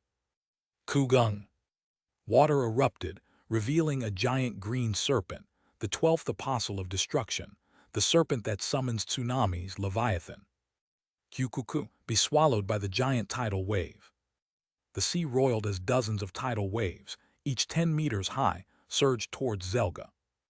HMPH, how dare a water snake attack me with water? Ridiculing Leviathan's attack, Zelga took off the hood he was wearing to prevent the moisture from leaving his body. Splash! Riding the currents, Zelga entered the water and rode the swift currents, diverting the tidal wave.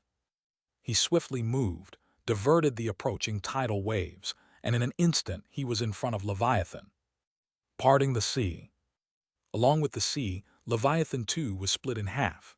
Zelga was stronger underwater, as befitting a merman. After defeating Leviathan and submerging the drought-inducing watermelon seeds. You have planted the drought-inducing watermelon seeds. The drought-inducing watermelon seeds absorb water without regard to others. The seeds quickly absorbed the water, and the seed disappeared as he hurriedly harvested the drought-inducing watermelons. And then, you have planted the water-absorbing watermelon seeds. He planted the water-absorbing watermelons. The sea had disappeared, but with lots of rain still falling from the sky, if left alone, the water would fill up again. Okay, this should be enough. Having planted the water-absorbing watermelon seeds all around, Zelga went down to the 49th floor. Dedada. Theo quickly left to do the work. For now, I should go to the 79th floor, meow. He was feeling bored and decided to stop by the Kingdom of Kav and bring along Piat, and he could also check if there was anything to take from the royal palace. As Theo was heading from the 73rd floor to the 79th floor of the tower, through the merchant's passage. Meow. He picked up a black orb that had fallen on the ground. Theo picked up Fenrir's core fragment from the ground as if it were just a pebble. His luck was good today as well. Pushu Hut, Chairman Park will be happy if I give it to him later, meow. Theo placed Fenrir's core fragment in his bundle and continued up the tower. A while later. Pushu Hut, I've arrived, meow. Theo arrived in Ebro, the capital of the Kingdom of Kav. Where is Piat, meow? Theo looked around, searching for Piat. Pio Pio. From afar, he heard the loud cry of Piat. Pushu Hut, over there, meow. Theo ran towards the direction of the sound. At the playground of Sky School, the messenger bird school. The messenger bird Pururura Yatra has achieved excellent grades. Piat, who graduated top of his class in messenger bird training, was receiving an outstanding trainee certificate from the headmaster of the messenger bird school. Pio Pio. I'm Pururura Yatra, messenger bird from 55th trainee class. I will become a great messenger bird in the future. Having received the certificate, Piat shouted loudly and returned to his seat. It wouldn't be so bad just being a messenger bird. Lately, Piat had been contemplating his career path a lot. Whether to stay in the kingdom of Kav and comfortably work as a messenger bird, or to make painstaking efforts to become the right front paw of the great black dragon's subordinate, the golden cat Theopark, even though it's not guaranteed. Well, Theonim probably wouldn't care about someone like me anyway. After the graduation ceremony, Piot left the school gates with other messenger birds he had trained with. Then, "Piot, I'm here, meow." Theo called out to Piot while waiting at the school gate. "Pio Pio." "Theonim, did you come to see my graduation ceremony?" "Flap flap." Excited by Theo's appearance, Piot flew around him frantically and asked. "That, yes, meow. I Vice Chairman Theo knew today was the graduation of my right front paw, Piot." Theo tried his best to tell a lie that he wasn't even good at, as he couldn't lose the trust of his right front paw. "Piot, I'm Theonim's right front paw." Piot was surprised by Theo's answer. Theo had already considered Piot his right front paw, but Piot was the only one unaware of it. "Pew hut, yes, meow, Piot is my right front paw, meow. And once you're my right front paw, you're my right front paw forever, meow. You can't escape, meow." Theo sternly warned, fearing that Piot might refuse. "Pio Pio. Of course, since I'm Theonim's right front paw, I'll forever be Theonim's right front paw. Indeed, I should definitely be Theonim's right front paw." Piot firmly decided on his career path. After finishing this conversation, Theo said, "Pew hut, Piot, first lead me to the king, meow." "Pio Pio." "Yes, follow me." Piot took the lead to the royal palace of the kingdom of Kav. Theo was planning to look for the land deed for the 80th floor that Sejun wanted, as well as gather a lot of wealth. "Now that I think about it, I didn't see my left front paw this time, meow." Theo thought about his left front paw, which had been missing for some reason. Although he doesn't know it yet, Theo's left front paw was urine. Chapter 357, Hey, Don't Run Away. On the 79th floor of the Black Tower, the Rainbow Castle in the Kingdom of Kav. "Pio Pio." "Louis Nim, I have brought Theonim." Piot had brought Theo to King Louis. "Theonim, welcome." "Pew hut, Louis, nice to see you, meow." The two of them faced each other. "But what brings you here?" "Chairman Park asked me to give this to you, meow." Theo handed over bags full of crops that Sejun had sent to Louis.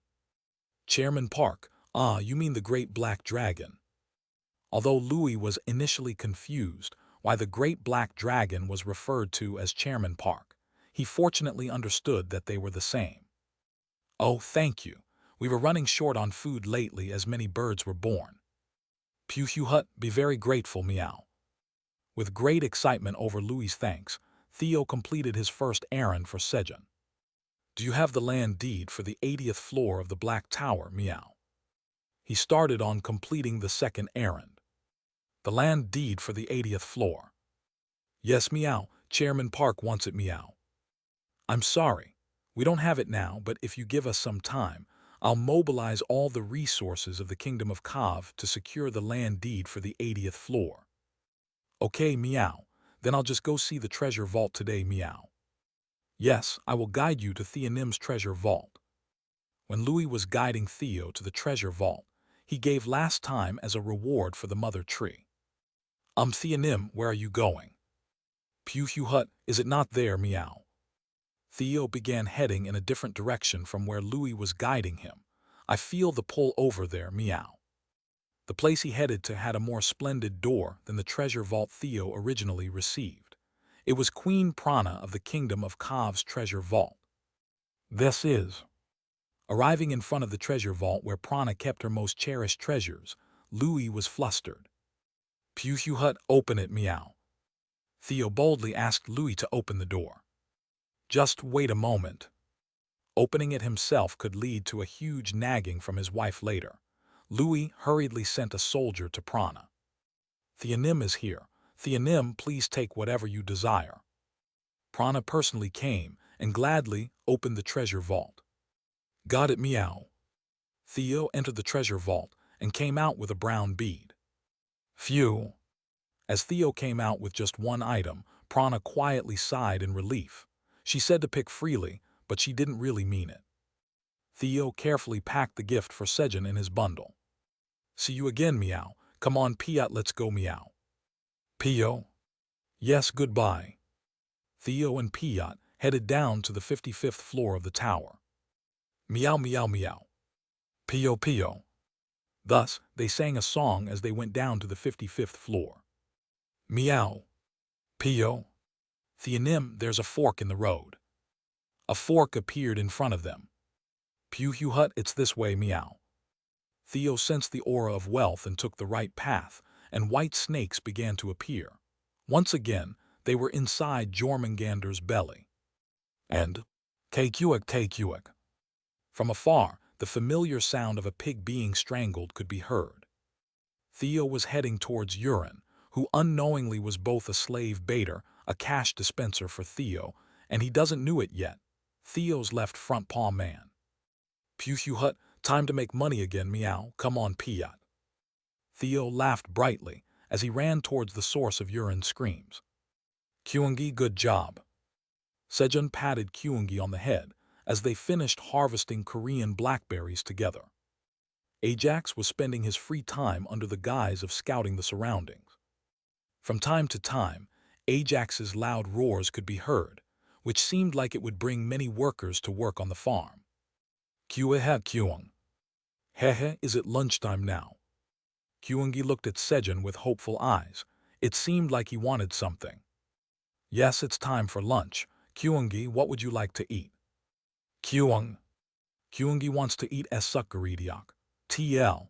Sukkaridiak equals suk plus garidiak equals mugwort rice cake.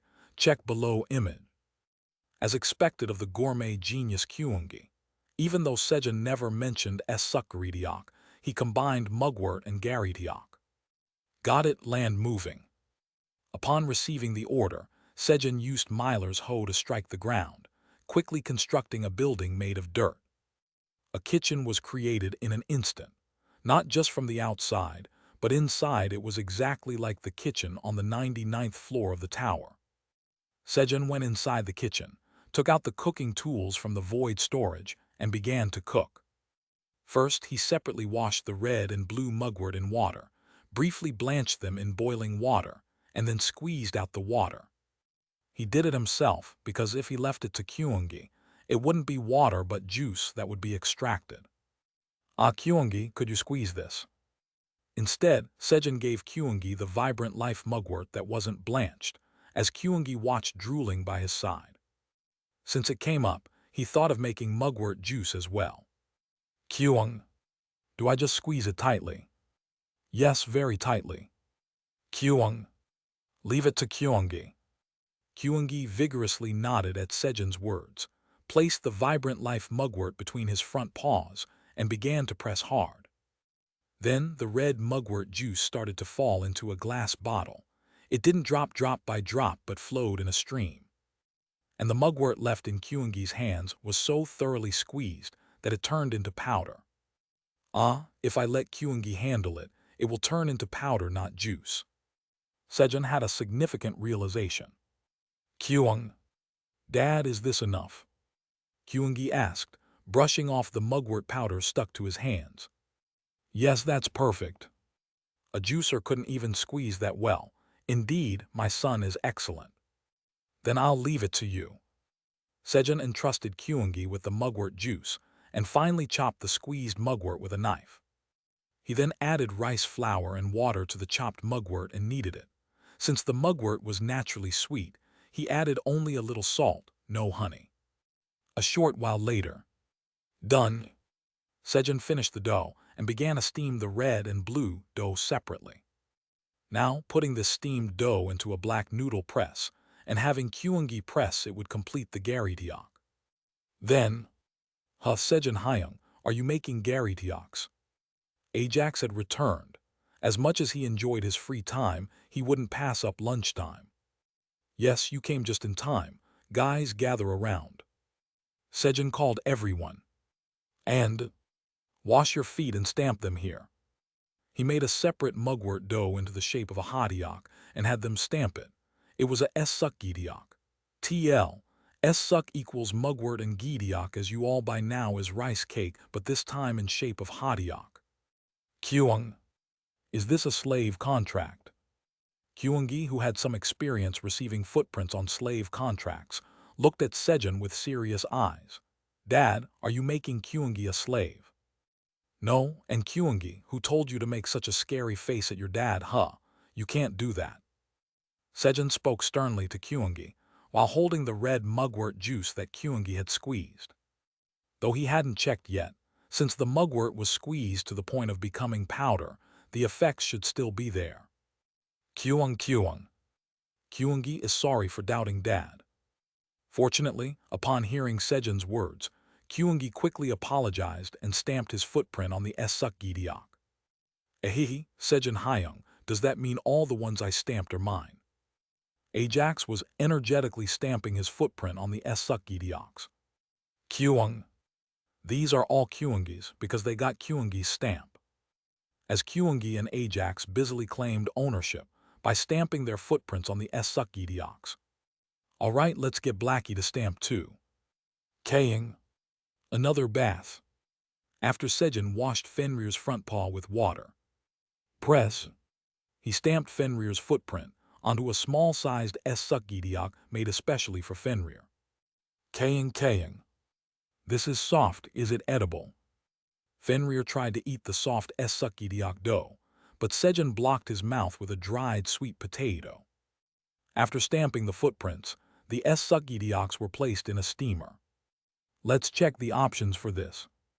While waiting, Sejun checked the option of the mugwort juice that Kyungi had squeezed. Mugwort juice of life.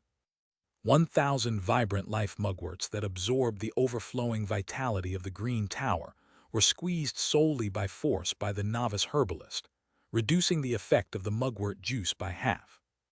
Consuming 1 ml restores 5% vitality. The flavor has been concentrated, making both the sweetness and bitterness stronger. Volume 100 ml. Producer Herbalist Kyungi. Shelf life 300 days. Grade A. Fortunately, the effects were as Sejun expected. Although the effects were reduced by half, it didn't matter since there was plenty of mugwort.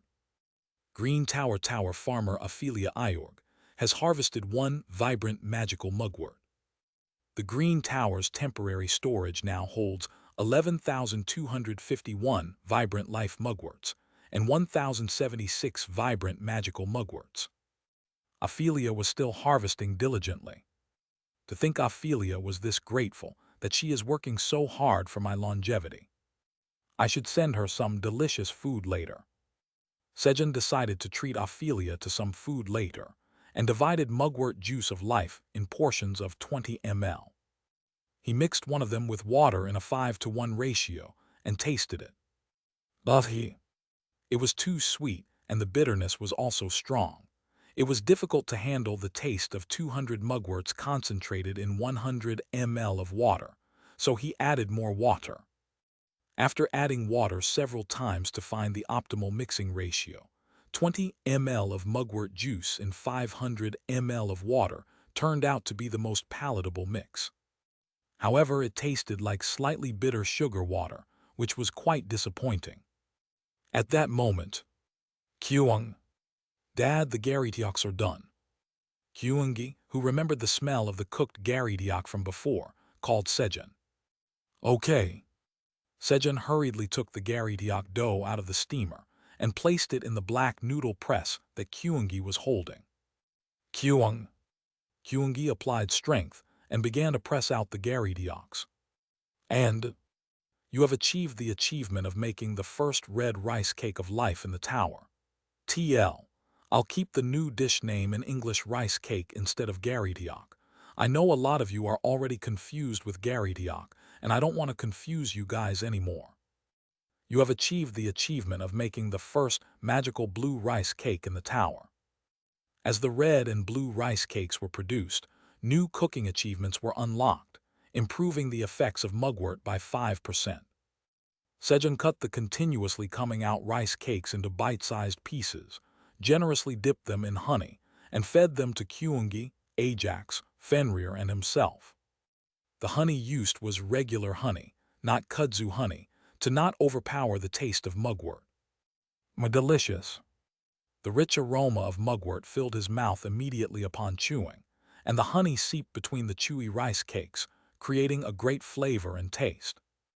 While eating the rice cakes, the essukidioks were completed, and everyone enjoyed eating their own footprint-stamped essukidioks.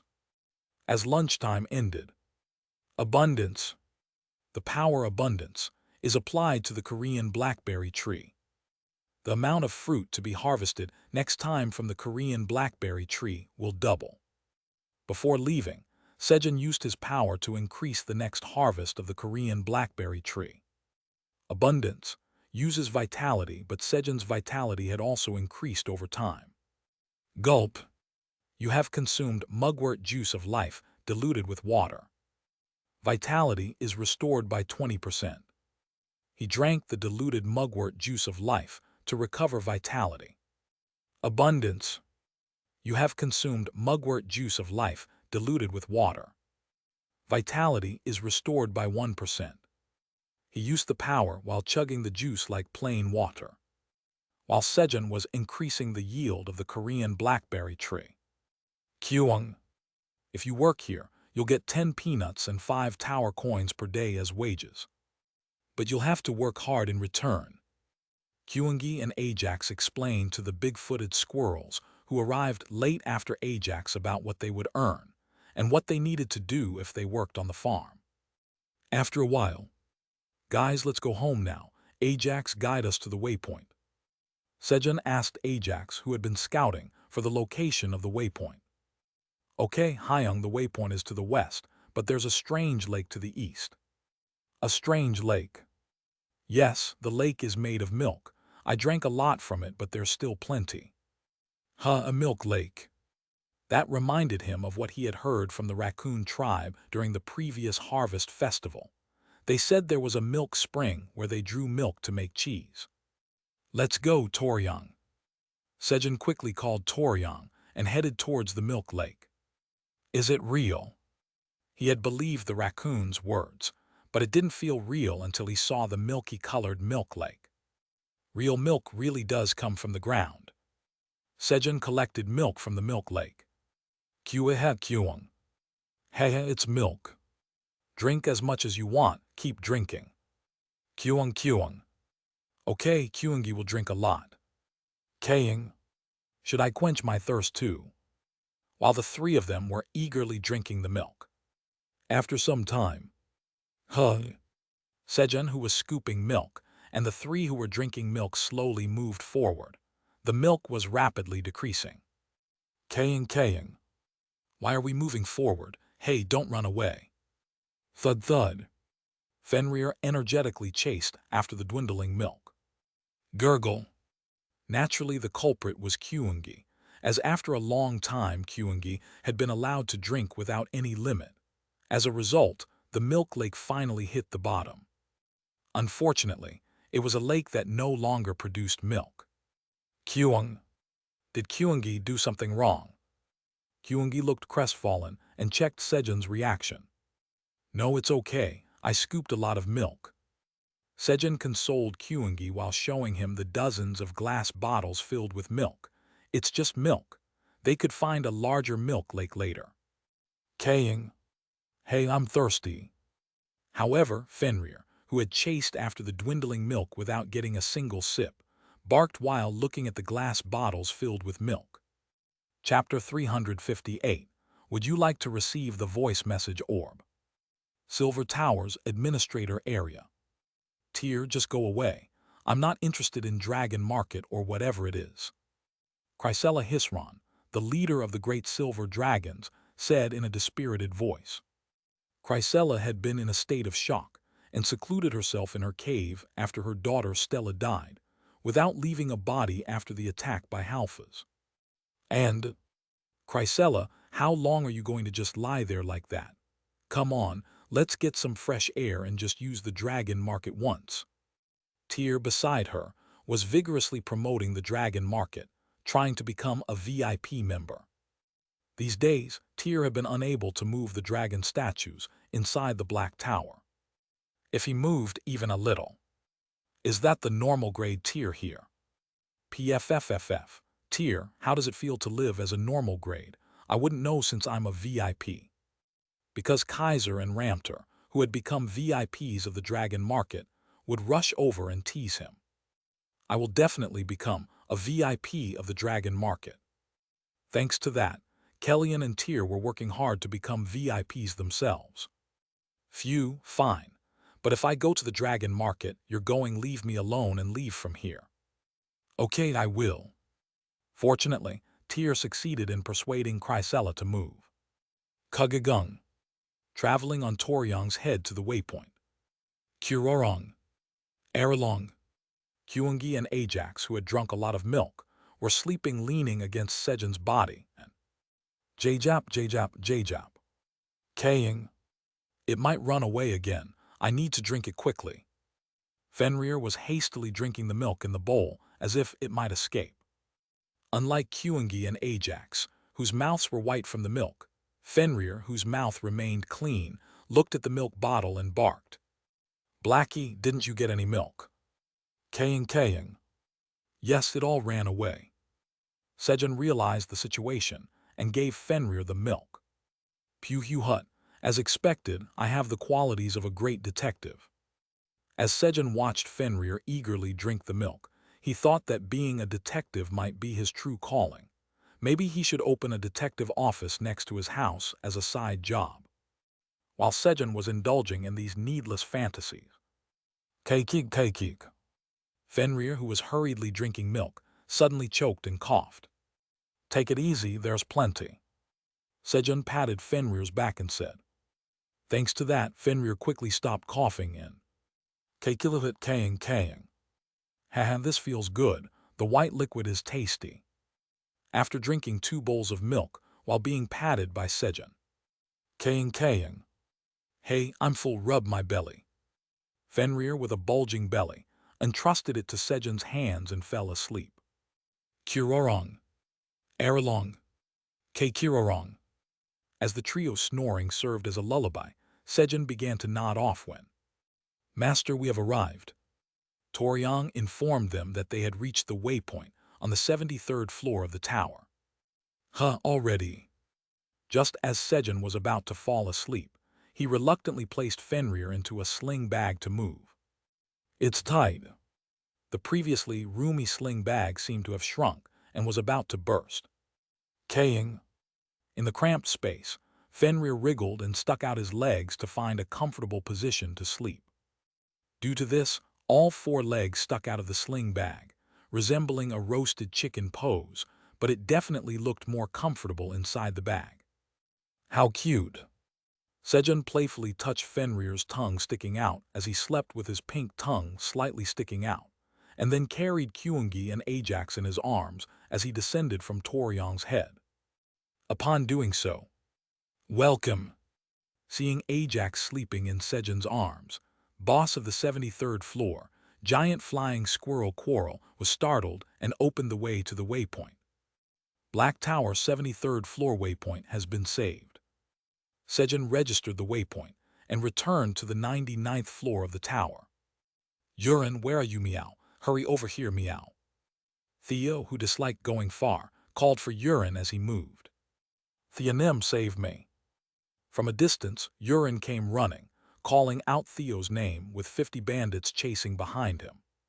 He had been swallowed by the fragment of Jormungandr and then encountered bandits inside, who were now chasing him. It was double the misfortune for Urin, but Puhuhut Piat, bring out the slave contract, meow. Pio. Yes, Theonim. For Theo, it was double the happiness. Puhuhut, I am the subordinate of the great black dragon, deadly dragon clawed, golden cat Theopark, meow. Hurry and stamp the contract, meow. Don't be ridiculous, HMPH, great black dragon, we don't care about such things. The bandits kindly charged at Theo's self-introduction. Thud. Puhuhut, you just tried to take my life, meow. Now, pay 250 billion tower coins for the life of the vice chairman Theo, meow. The humble Theo, who had easily subdued the bandits, demanded half the price of Sejun's life. I couldn't be on par with the great Chairman Park, meow. As a result, the bandits stamped the slave contract with an additional clause stating they had to repay 250 billion tower coins, making Theo even happier. Pew hut, urine, hand over the money, meow. Yes, here it is. While Theo was withdrawing money from cash dispenser urine. Pio. Theonym, all the stamps have been collected. Piat had collected the stamps of all 50 bandits on the slave contract. Good job, meow meow. After praising Piat, Theo swung his front paw and used the one meow slash. Clink. As the fragment of Jormungandr disintegrated, white coins started to drop. Piat, pick up the coins, meow. Pio. Yes. Following Theo's command, Piat swiftly flew to collect the coins and put them in Theo's bag. Pew hut, let's go, meow. Theo, along with Urine and Piat, led the slaves towards the 55th floor of the tower. Upon reaching the Red Ribbon Kingdom, on the 55th floor of the tower, Chairman Park said to give this, meow, but where did the Black Rabbit go, meow? Theo asked as he pulled out a leather pouch filled with crops from his bundle. Black Rabbit was nowhere to be seen. Choo. HMPH, don't know any fool with such a name. Instead, there was only Choo, who was very upset. It was clear the two had fought. Theo was curious about why they fought but chose not to ask. He thought it would be too much trouble. So he hurriedly left the castle. Father Rabbit, here are the slaves, meow. Put them to work, meow. Then I'm off, meow. After handing over the slaves to the rabbit couple's farm, he rushed to the 4th floor of the tower for Sejun's final errand. You have arrived at the 99th floor of the Black Tower. Moo. Hello, Sejun. As Sejun arrived at the 99th floor of the tower, the Minotaur King, who was guarding the waypoint, greeted him. Everything okay? Moo. I heard the Black Rabbit came to the farm. The Black Rabbit? What, did he bring more tenant farmers? As Sejun pondered why Black Rabbit had come. Clank. Kyung. Minotaur King uncle. Kyungi opened the void storage and excitedly charged towards the Minotaur King. However, Kyung.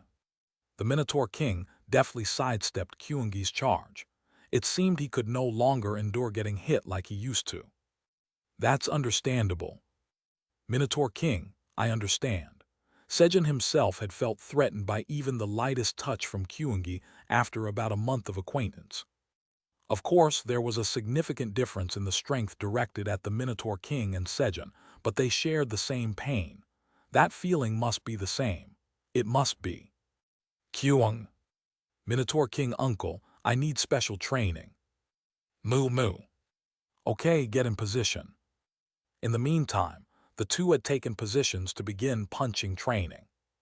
Thus, Kyungi was training under the strongest being of the Black Tower, the Minotaur King.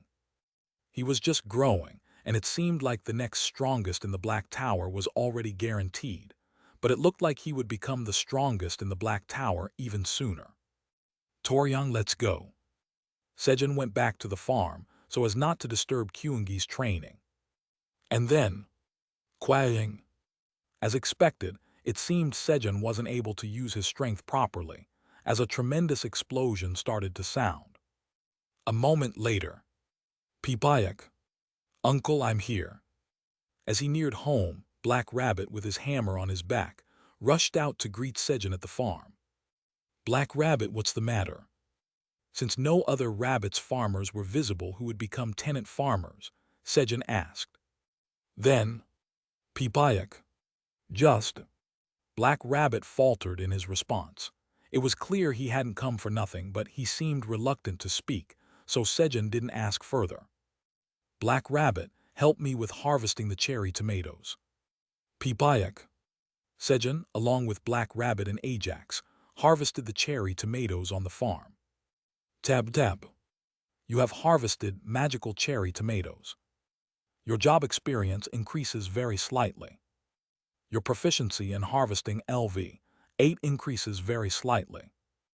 You have gained 70 experience points. Sejun harvesting cherry tomatoes. Black Rabbit from now on, call me little uncle, got it? Peepayak peepayak. Really, is that okay? Hey, of course. I'm Sejun Hyung's younger brother after all. Ajax's voice trying to act as an uncle to Black Rabbit reached Sejun's ears. As they farmed together, it was time for dinner. Dinner was a carrot soup, which Black Rabbit loved. Peepayak. Uncle, it's really delicious. Tab tab. After eating the carrot soup, Black Rabbit excitedly thumped his feet. It was natural. The carrot soup Black Rabbit had eaten before barely had any ingredients. But now, with all the necessary ingredients like flour, butter, milk, and cheese, it couldn't taste bad. Of course, the reaction of the three who ate Sejun's cooking every day was not much different from Black Rabbit. Kyung. It's delicious. Kyungi, who had returned from special training, expressed his excitement by punching the air after eating the soup. Guang. But why was there a loud noise from afar? Hey Hyung, it's too delicious. Ajax wagged his tail in bliss, and Jjap. Kakilahit kaying. Hey exciting, it's yummy. Fenrir, after taking a few mouthfuls of the carrot soup, barked in excitement and repeated eating the soup. There's plenty more, eat up. As Sejun watched the four of them enjoy his cooking. Your soul is filled with pouring praise. Mental strength increases by 2. Along with the message, his mental strength increased. Hasn't good. Sejun chuckled and began eating the carrot soup. Just then, the 10th Tower's assistant, the great silver dragon Stella Hisron, has sent you a voice message orb. 1,000,000 tower coins are required to receive the voice message orb. Would you like to receive the voice message orb? A message appeared in front of Sejun. The 10th Tower's assistant. A voice message. Sejun didn't pay much attention to the fact that it was a dragon. Since there were many dragons around him, he thought, there might be dragons in the 10th Tower as well.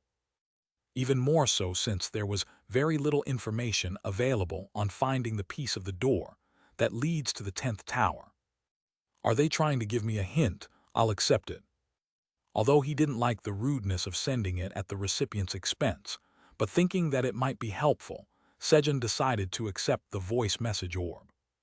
Then, you have paid 1,000,000 tower coins. You have acquired the voice message orb. A transparent orb appeared on Sejun's palm.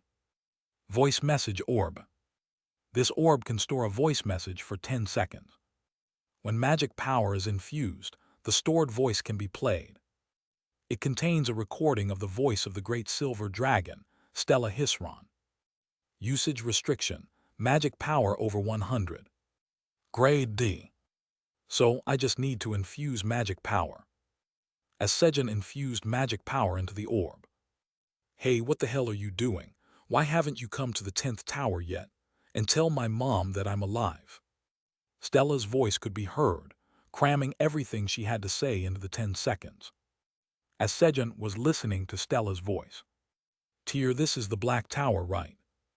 Yes, the Dragon Market here. Phew, okay. I'm only going to stay for an hour anyway. All right, let's go in. Stella's mother, Chrysella Hisron, had arrived at the Black Tower. Chapter 359. I like the name already.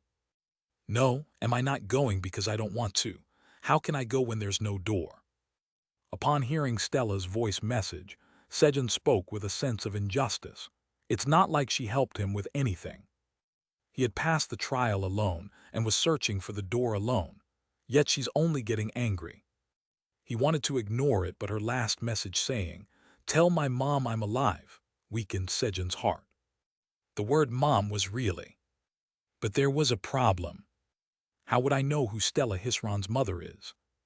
Even if he wanted to pass the message, he couldn't since he didn't know who Stella's mother was. Aileen, do you know a dragon named Stella Hisron? So he asked Aileen. But the tower's administrator says she's not sure. Aileen, being young, did not have a wide network among dragons. The tower's administrator says, looking at the surname Hisron, Stella seems like a great silver dragon. Oh, Aileen, that's amazing. The tower's administrator smugly says that much is nothing to her. Sejun, although he already knew, feigned surprise to make Aileen feel good. The tower's administrator asks, is Stella a female name, though? The tower's administrator narrows her eyes and tells you to truthfully report how you knew the name, Stella Hisron. Ah, that's... Sejun had nothing to hide, so he told Aileen everything as it was. Then, the tower's administrator says it's outrageous that she asked you for a favor while making you pay her money. The tower's administrator says she never doubted you. Aileen quickly changed her stance. He knew she totally suspected him. The tower's administrator asks you to wait a little. The tower's administrator says she will use her information network to find out about the dragon named Stella Hisron. All right. Kaisernim, seems like you will likely get called. It was clear who Aileen would inquire, so Sejun replied with a hidden smile. Just in case, you also listen to the voice too. Sejun sent the voice message orb to Aileen. Then he ate the remaining carrot soup, finished his work and fell asleep. Black Tower Administrator's area. Sejun, just wait a bit. I'll ask my grandfather who Stella Hisron is. As Sejun predicted, Aileen was about to call Kaiser. Then, Aileen, are you busy? Her grandpa Tyr. Tyr, with his purple hair and a silver-haired woman, entered the administrator area. Aileen greet her. This is Chrysella Hisron, the leader of the Great Silver Dragons. Tyr introduced Chrysella. Hello, Chrysellanim. Yes. Chrysella trailed off.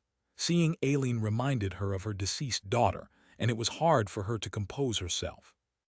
Chrysellanim, do you know a dragon named Stella Hisron? Aileen asked, assuming the leader of all silver dragons would know. Yes, how do you know that name? Chrysella asked in a startled voice, not expecting to hear her deceased daughter's name here. Our Sejun told me. Sejun. Chrysella, Sejun is the Black Tower's tower farmer. All the crops sold in the dragon market are grown by him. Aren't you curious about what kinds of crops are sold at the dragon market? Tyr elaborated, hoping Chrysella would become curious about the dragon market, but how does this guy named Sejun know my daughter's name?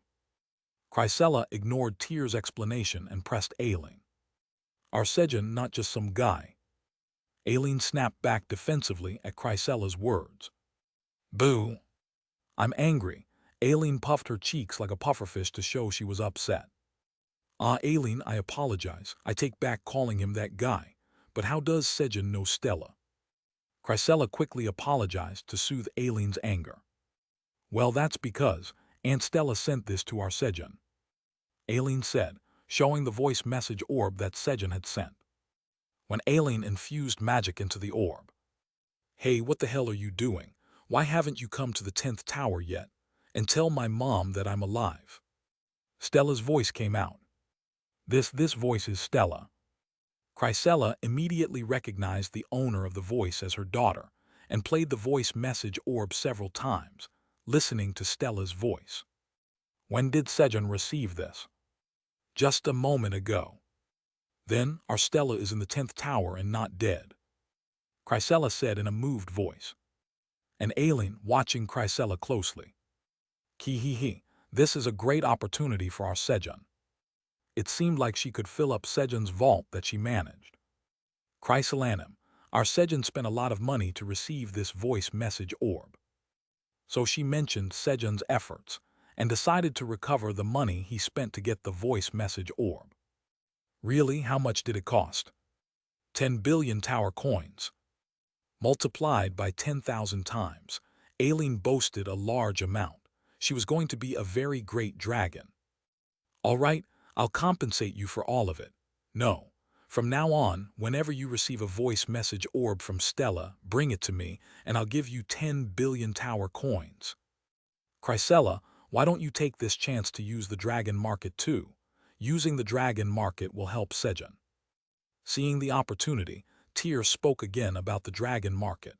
Becoming a VIP of the Dragon Market wasn't far off. Understood, I owe Sejun as well. Thus, influenced by Tyr's words, Chrysella became a member of the Dragon Market. Chrysalanum, please sign this contract here. While Aileen was getting Chrysella's signature on the contract for Dragon Market membership. Muhaha Sejun. Tyrnim.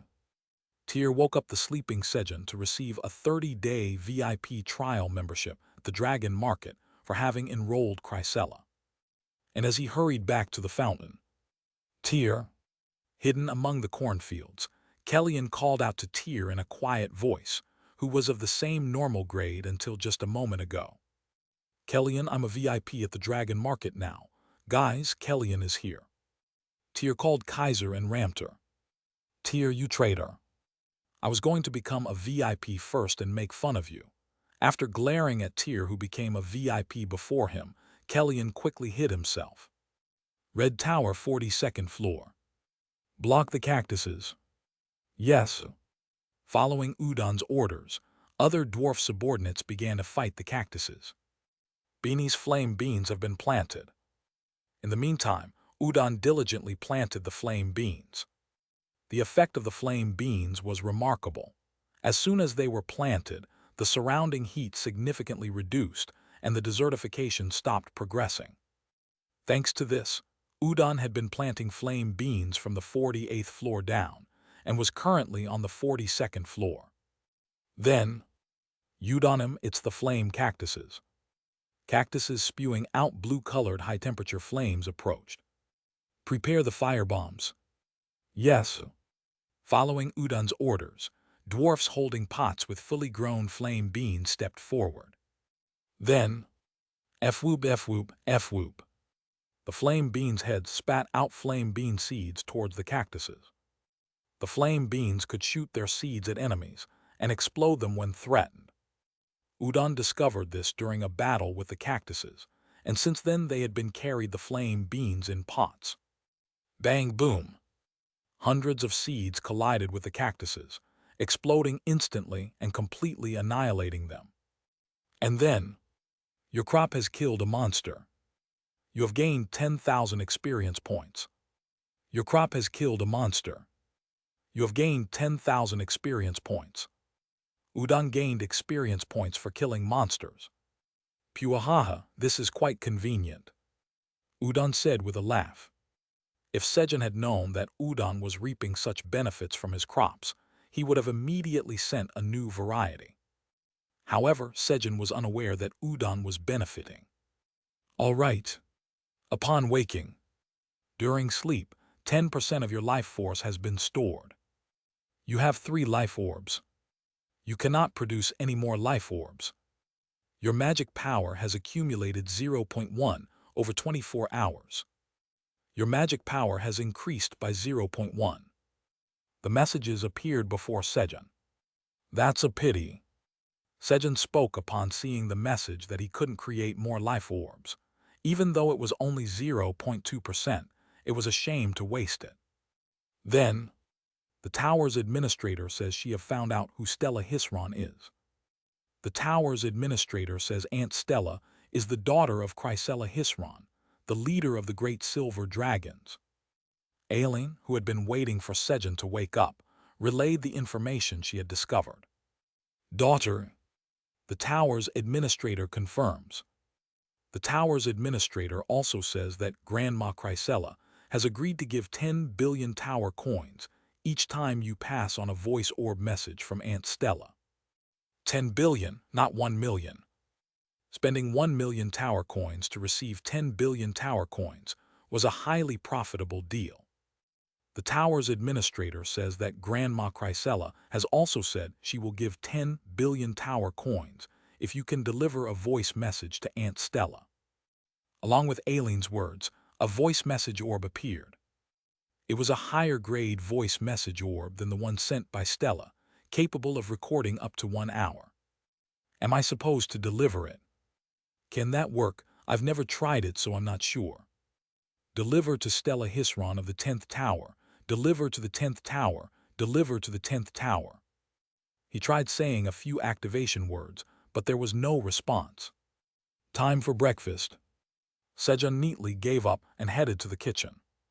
While he was making breakfast, Chairman Park, I'm back, meow.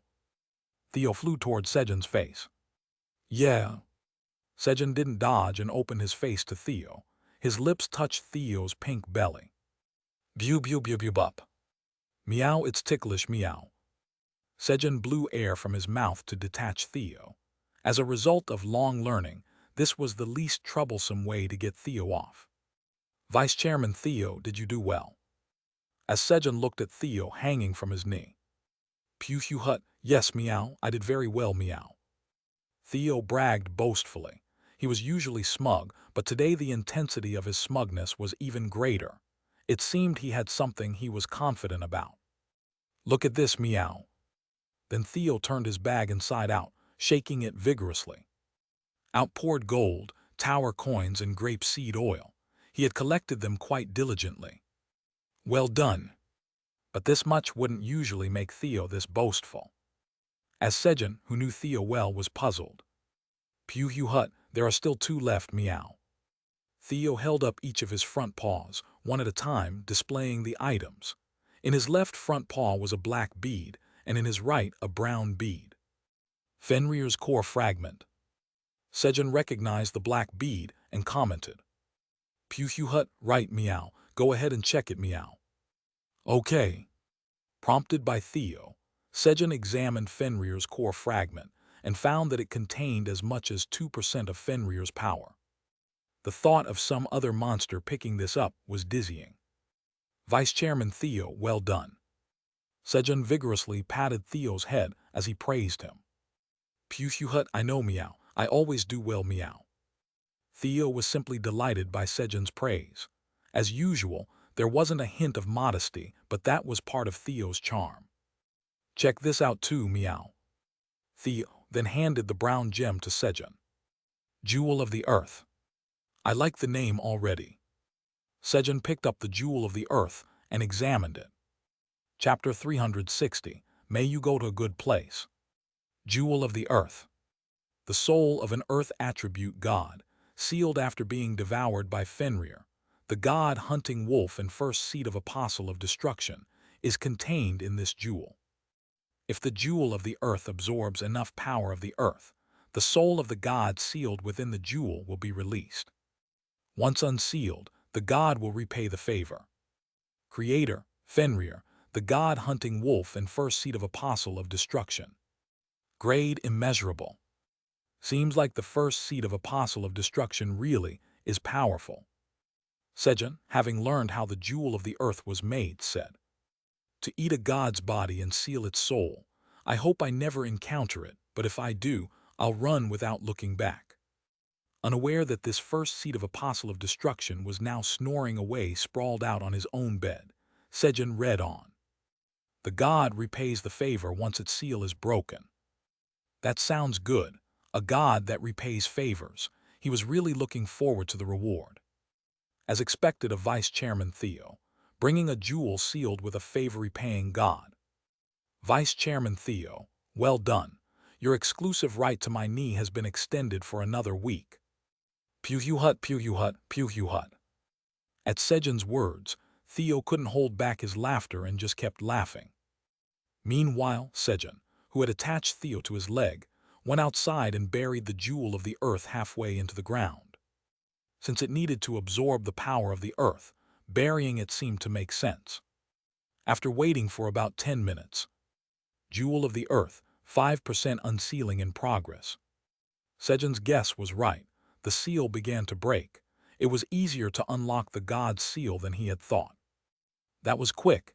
Aileen, please purify this core fragment too. The tower's administrator says you can leave it to her. Sejun, rising from his spot, asked Aileen to purify a fragment of Fenrir's core contained 2% of its power.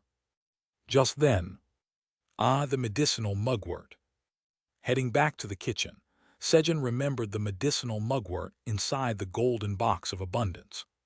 He needed to take out the mugwort and put in the transcendence black beans.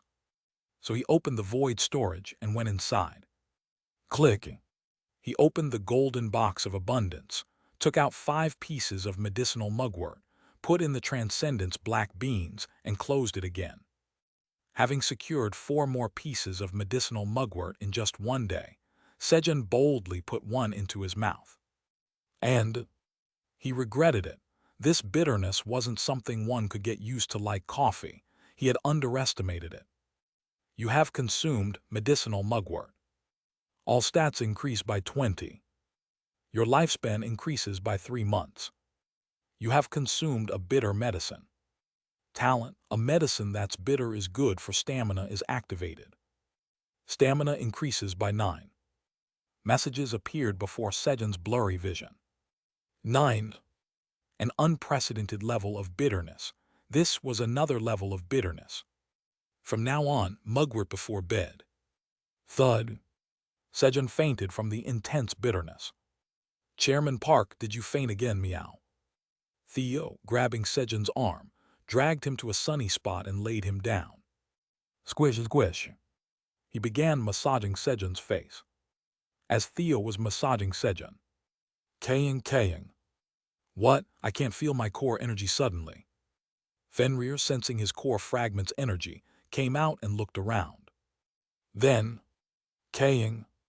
There's a place open with lots of yummy things. Fenrir found the void storage that Theo had left open. Killahit Kaying. Hee, this is fun. Fenrir entered the void storage and started his snack tour. Shortly after, Chairman Park, are you awake, meow? Squish, squish. As Sejun woke up, Theo asked while massaging his face. Then, Pipayak. Uncle, are you awake? Kyung. Dad, are you up? Hyung, are you up? Sejun Nim, are you awake? While eating the breakfast prepared by Sejun, Black Rabbit, Kyungi, Ajax, and Veronica asked. Yeah, how long did I faint? Not long at all, meow. It hasn't even been an hour, meow. Really? The duration of unconsciousness was shorter than expected. What about Blackie? I saw him go into the void storage earlier, meow. Theo answered Sejun's question. He must have gone to eat more dried sweet potato. Sejun decided to let Fenrir be. No matter how greedy he was, 3 dried sweet potato slices were Fenrir's limit. There wasn't going to be any major trouble. Regaining consciousness, Sejun quickly ate breakfast. Transport. 23, 817 vibrant life mugworts and 21,183 vibrant magical mugworts have arrived. Sejun had brought in the mugwort harvested by Ophelia, covering the transport costs between the towers. And then, Kyungi squeeze. Kyung. Understood. He began making mugwort juice with Kyungi. Meanwhile, Ajax was sent to the White Tower to manage the elixir-grade cherry tomatoes, while Sejun and Kyungi were making mugwort juice. It has been confirmed that Veronica, the tower farmer of the Purple Tower, has planted poisonous potatoes without permission. According to the laws of the tower, the Black Tower's tower farmer Park Sejun will now have the Purple Tower's tower farmer Veronica as his slave for the next 100 years. Since Veronica, the tower farmer of the Purple Tower, is already your slave, the slave period will not be extended. A message appeared before Sejun. It seems it went well. Sejun remarked upon seeing the message. Veronica had used the land deed of the Purple Tower given by Sejun to return to the Purple Tower and plant the poisonous potato as directed by Sejun. Although they had a subordination contract, Veronica had to become a slave within the system for Sejun to be able to send her to the Purple Tower and summon her back to the Black Tower. Sejun did not want to waste the land of the Purple Tower, which was abundant in toxicity and ideal for growing detoxifying green onions and poisonous potatoes. Moreover, since the administrator of the Purple Tower tier had permitted it, there was no reason to hesitate. The poison of the Purple Tower was easily dealt with by consuming plenty of detoxifying green onions. Shortly after, Kyung. All done. Sejun and Kyungi had finished making the mugwort juice. Technically, Kyungi did the squeezing while Sejun just clapped and praised him from the side. But in spirit, they were together. Anyway, with Kyungi's strength and Sejun's encouraging collaboration, 2.3 liters of vibrant life mugwort juice and 2.1 liters of vibrant magical mugwort juice were produced. While making the juice, Kyungi's proficiency improved, slightly enhancing the medicinal effect of the juice from 50% to 55%. Kyung. Then Kyungi will check the herbs and go for special training with Uncle Minotaur King. After finishing the mugwort juice, Kyungi got up to go check on the herbs in the western forest.